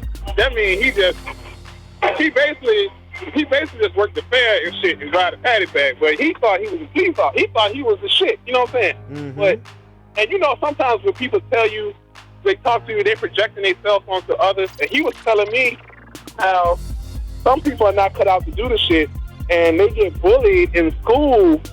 They get bullied their whole life, and that badge gives them some sense of authority. And the whole time he's telling me this, I can see what he's talking about in him. You know what I'm saying? So a lot of them boys, when they get that little badge or whatever, it's because they went through some shit, and they abused their little power or whatever. They wouldn't without that badge and that authority and that backup, they wouldn't be trying people like that. Now, I don't want to say that like that's everybody, because you do have some good cops out there, because you know what I'm saying, you gotta have good people, but when you in a position of authority, that corruption is a lot heavier than it would. You know what I'm saying? That corruption goes along. That evil in your heart comes a lot more than it would a normal person. Like if I was working at fucking Popeyes and I ain't like you. If you was a racist and you worked at Popeyes, wouldn't nobody really give a shit. It is when you eat there. But when you are an elected official, you got to protect and serve the public.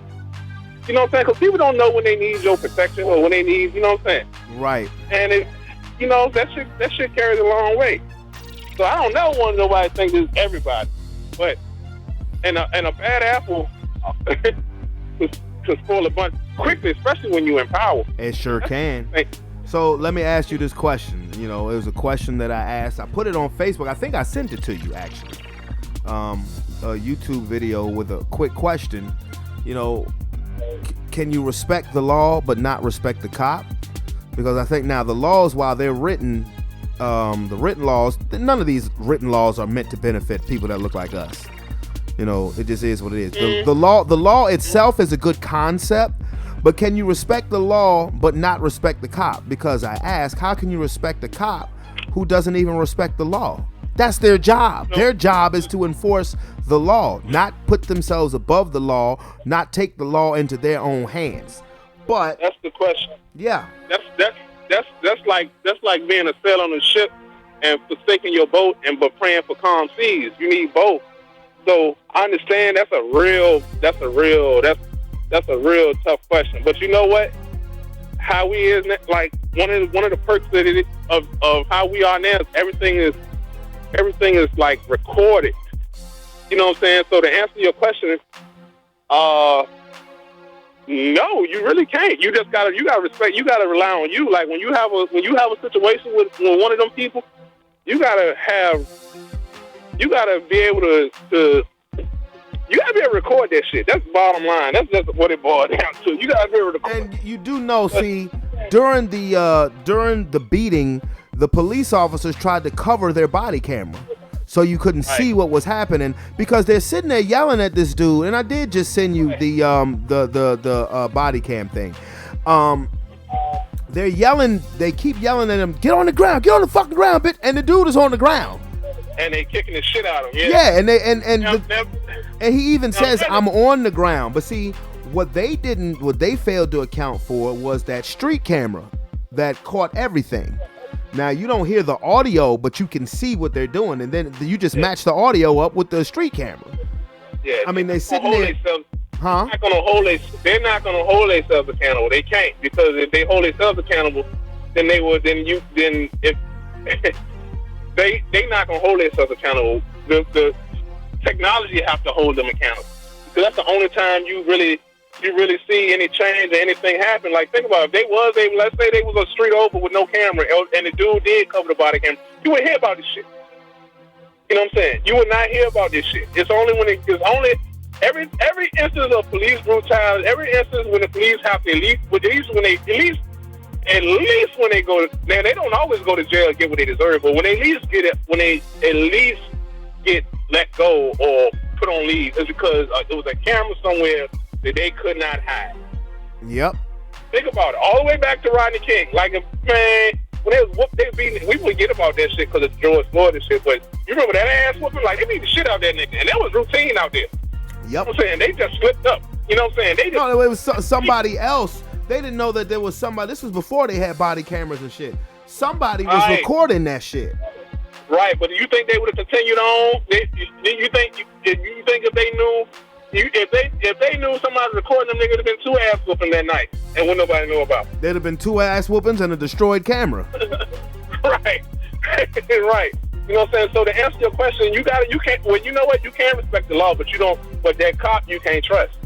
You know what I'm saying? Like, you cannot trust. I remember I got put in Hanover one time when my baby mom was living in Hanover, and I could tell he had everything. I could just, sometimes you can just smell it on somebody. You can smell the adrenaline on somebody. Like, because I was just when I remember I had that Rollmaster. Yep. That big ass Rollmaster with his set. Yep. And they had the muffler. You know what I'm saying? We in Hanover. That shit just not long out there. And a couple of officers, they work the same beat around the same time. So they see that car out there a couple of times, they gonna pull it. They beat for me. And it just so happened I was on the phone with my baby mama, and I was on speaker. And, you know, he had pulled me at night. And the reason why he pulled me is he said because I had an air freshener hanging from your mirror. Shit. Now I could understand that if it won't nighttime.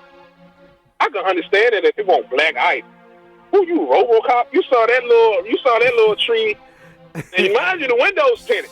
Yeah. You saw that tree through the tent at night. You know what I'm saying? You a bad nigga, man. You a bad dude. No, you want to know who was in this car. You know what I'm saying? And you was gonna have your you was shaking the tree to see what fall. That's all. Yep. On the phone.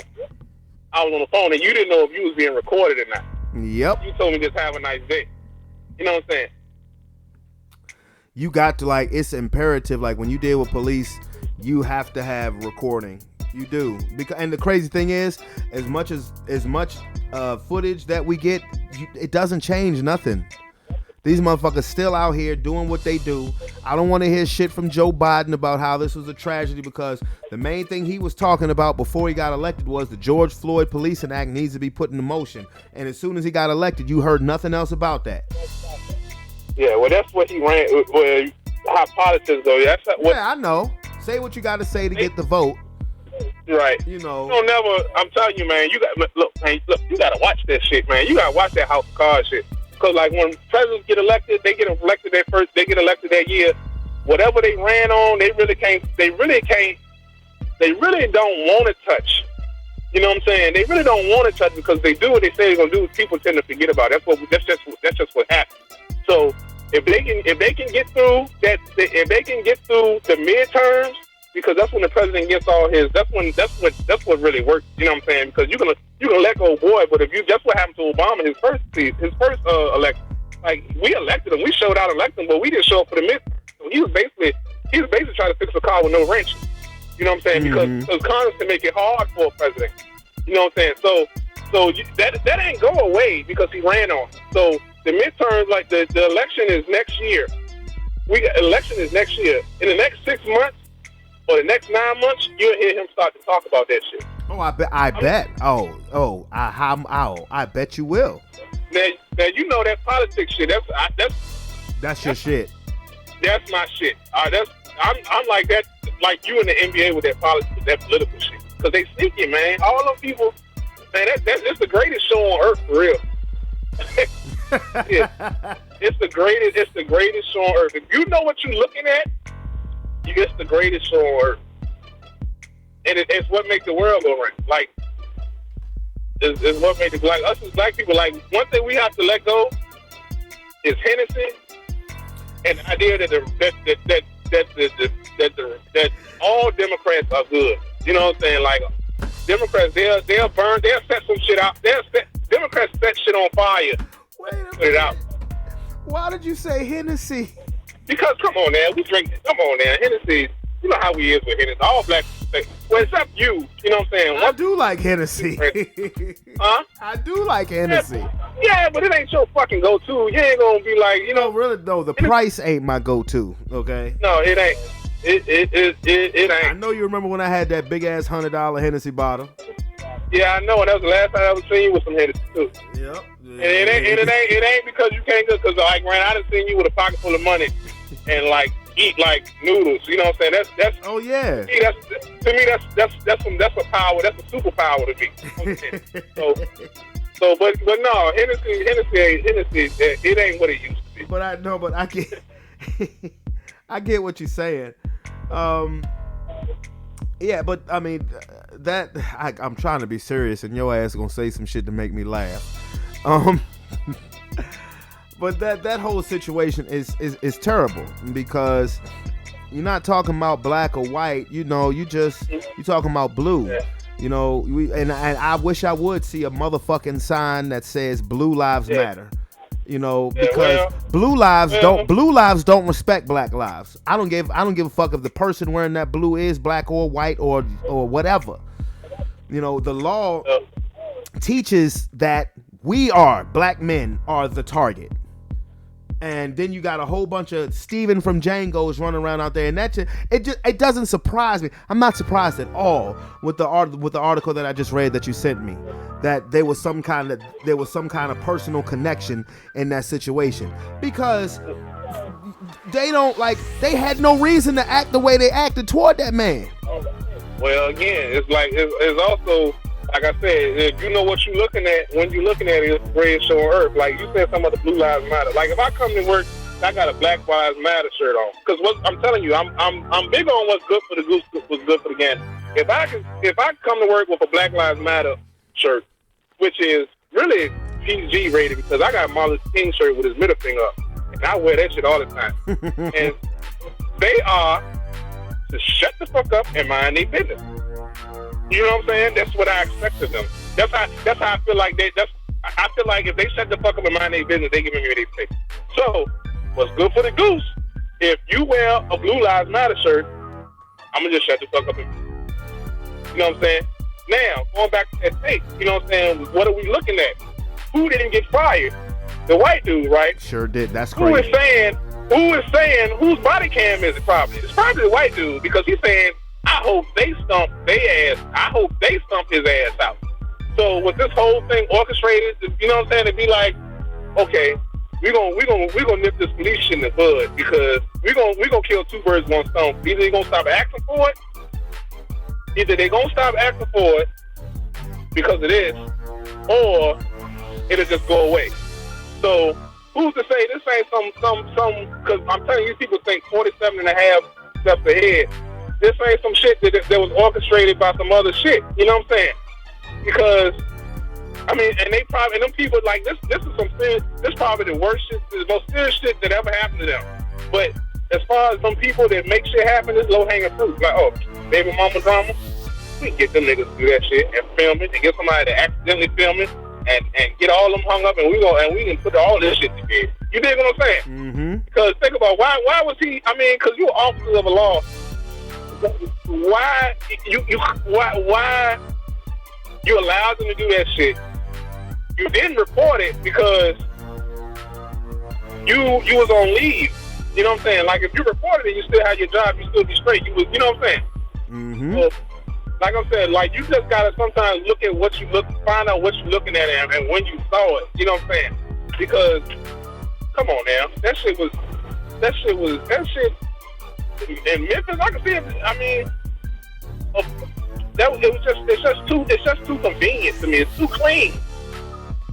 It's just too clean. You know what I'm saying? Like, somebody somewhere put that shit together, and they don't, because them niggas, they not that smart. You know what I'm saying? That was dumb. Because anybody work there, something, nigga, me and you ain't never been to the police. We ain't never worked for the police. So but if we wanted to bank somebody, we wouldn't have our fucking work uniforms on. Right. We're gonna be banking somebody in a daycare shirt. No. You know, come on, man. You're not gonna have you're not gonna pull up in the Amazon van and that's him. You know, right. Right. You're gonna find something. You're gonna find something else. Cause think about it. How do police normally fuck with you? If they want, I mean, cause yeah, ass woman hurt but bruises do heal.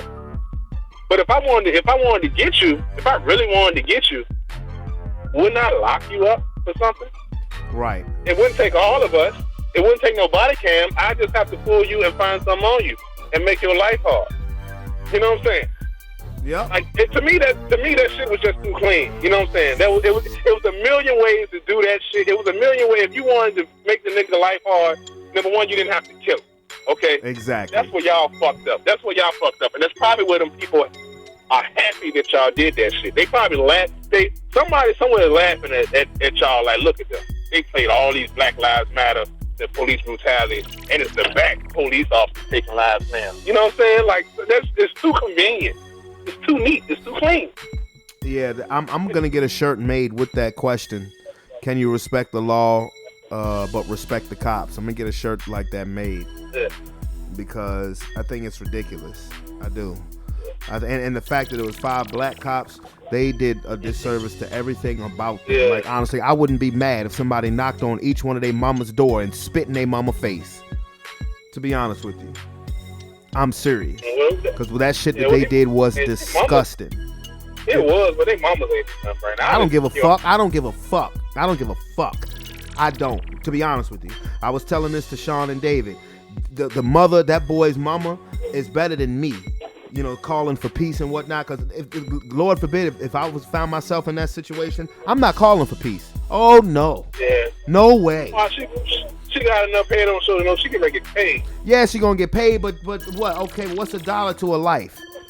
Yeah, he has a 4-year-old child. That 4-year-old child is gonna be very much financially compensated at the price of her dad and some bitch ass cops. Yeah. Where's the peace in that? I'm not saying that she's sitting back like, yes, she's right, but somebody got to take care of that child. No, you're absolutely right. You're absolutely right. But no, there's no way in hell I'm calling for peace. The only peace I want is a piece of those 5 motherfuckers' ass who did that shit. Now a 6th piece of that white cop and who hasn't been fired. That's just too convenient. Now the white cop that got something to do with it, he's on leave, but the black cops is fired, and they should be fired. They should be fired, and they should be in jail right now. It's like, no, I'm not calling for peace. No, bust somebody. I want somebody head busted. I would be out for blood. I would be out for blood. No, that's why I said I would go to your mama's house and spit in her face, you piece of shit. Gotcha. No, I feel that, but I mean, we'll know more as shit go on, but that his mama is probably. I'm pretty sure his mother feels that rage. She's doing the right thing. Yeah. You know, she's doing. I mean, she's probably the last thing that daughter got of him. Like you know, yeah. Probably don't have like you. Because see, not trying to be funny, like me and my family, we have a contingency plan because, you know, it's crazy. We were talking about this where you grow up and you learn, you live your whole life trying to learn how to conduct yourself as an adult. But when it comes to your kids, you go plumb dumb. Yep. I don't give a fuck, and I don't mind, and that'll never go away. So me, with my sister and my brother, who both had kids. This agreement we already got. I'm already the fella. So if anything happens to any of these girls, let me do it. If anything happens, if somebody got to go down for doing something to somebody, I'll do it. Y'all just take care of mine. I'm off because why? Because I already got the felony. I'm already. Ain't no point in making another felony. You know, right. I got mine. You got them. You got cool. Okay, who is? I mean, that's just how we roll. You know what I'm saying? But I understand. But I understand that shit is crazy, but it's just too predictable. It's too neat.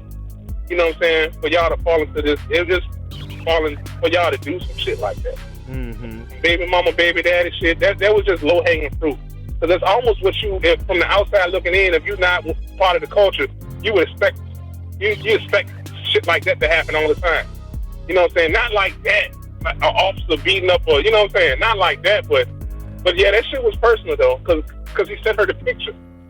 He sent her. Yeah. So again, they're charging them with second-degree murder. Now, if this report comes out, because first-degree murder is premeditated. I think if this report coming out, because to me, I thought it was premeditated. Once you try to cover up your body cam, you're doing some fucked up shit. You didn't already thought about this. Yeah. So to me, I think it has to be moved up to first-degree murder. Because if you're sending pictures to your baby mama, then you plan this shit. Well, what it is when you do something to somebody like that, it's usually always second-degree murder, unless it's an accident, and then it's third-degree murder. But if you do the intent to kill, like, because if they wanted to kill him, because they all had guns, so that's why they not doing first-degree murder. Now, and they pulled the shit out and shot him, that's first-degree murder, and that's where you get in. That's where we fought. That's where we get cheated at on the other shit. Because think about it, George Floyd won't first-degree murder. And that should have been first-degree murder. Yeah, well, if you look, I think it should have been first-degree murder because anytime you are shot by the police, it should be first-degree murder. Yeah, but in the case of George Floyd, that cop knew that he was taking away his life support and didn't stop. 8 minutes, over 8 minutes, you have time to think about, oh, maybe I should stop because I might kill him. No, he didn't give a fuck. It's like if you taking a picture now and you sending it to your baby mama, that means that man was targeted. I got you. He was targeted. That was a setup. And I didn't know that. I mean, to me, it didn't surprise me that you said, when you sent me that article saying that a cop knew him, or knew somebody in his family, because the way they was talking, for one, they was talking like they was a gang, and two, it just sounded too personal. So just like, if this report is true, then it should go to first-degree murder, because that is, especially taking a picture and sending it to your baby mama. But I'm curious to see how their relationship is, because like, is it like, was he like kicking it with a girl and the cop? Well, it don't matter. Guess what? His child gonna grow up without a father, and a child don't deserve a piece of shit like that as a father anyway. Lord have mercy. This shit gets me mad, bro. It does. I got you. They get me mad. I know, cause don't nobody like no fucking bully. Don't nobody like nobody taking advantage of somebody who can't take them. Cause I mean, as a police officer, that's the epiphany of abusing your power. And they're being charged for that too. Yeah. They're being charged for abusing their power. They're being charged for kidnapping, second-degree murder, like a lot of that shit. So I'm like, if you talking about kidnapping, so how the hell is that not first-degree murder? Right. I don't get it. But again, and it doesn't surprise me that the white cop ain't in jail. Mm-hmm. And you know what's gonna happen? Well, they're gonna go down for that shit. You know what I'm saying?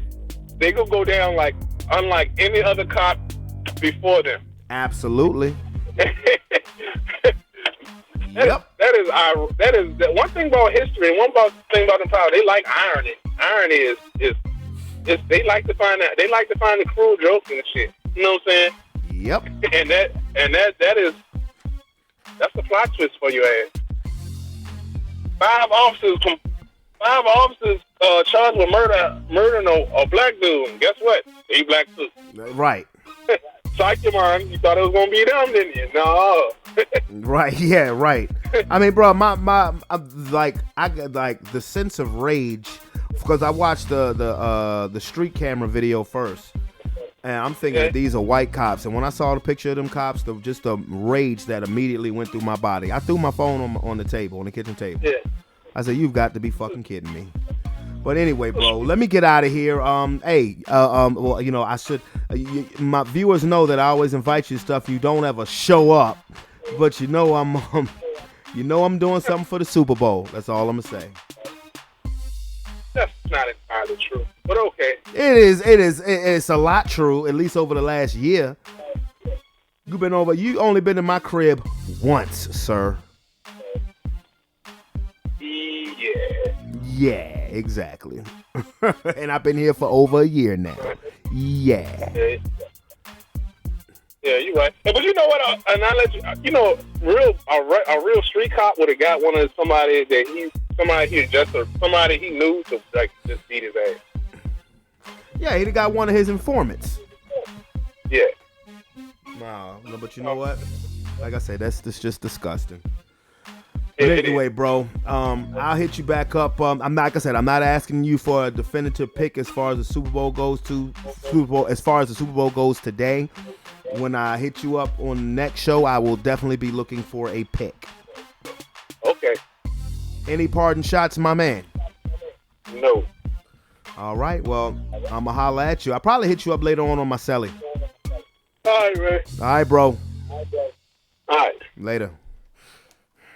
All right, Big C, brother Calvin, Big C. Yeah, just I've had to have these discussions, and I really wanted Tony to be on the show today because you know he puts things in such a deep perspective when it comes to situations like this. But I wasn't able to get in contact with him. But that's all right because I will still get his opinion on this as stories will further develop. But with that being said, my people, and this was a very long episode of Sports Plus Life, but I mean, to me, it was a necessary episode. But with that being said, with a buzzer. All right. Well, again, this was a very long episode of Sports Plus Life, but like I just said, a very necessary episode. But I definitely hope everyone has a wonderful, safe, and blessed week. It is your boy, Brandon Brevon Towns. Don't hesitate to hit that subscription button and become part of the Sports Plus Life family. My daughter ended up having a beautiful birthday. It was awesome. I enjoyed the end of last episode, with her and my son talking. I thought that was dope. But yes, hit that subscription button. Become part of the Sports Plus Life family. It's your boy, Brandon Brevon Towns. I'm out this beer. Peace. Be safe. And I love you.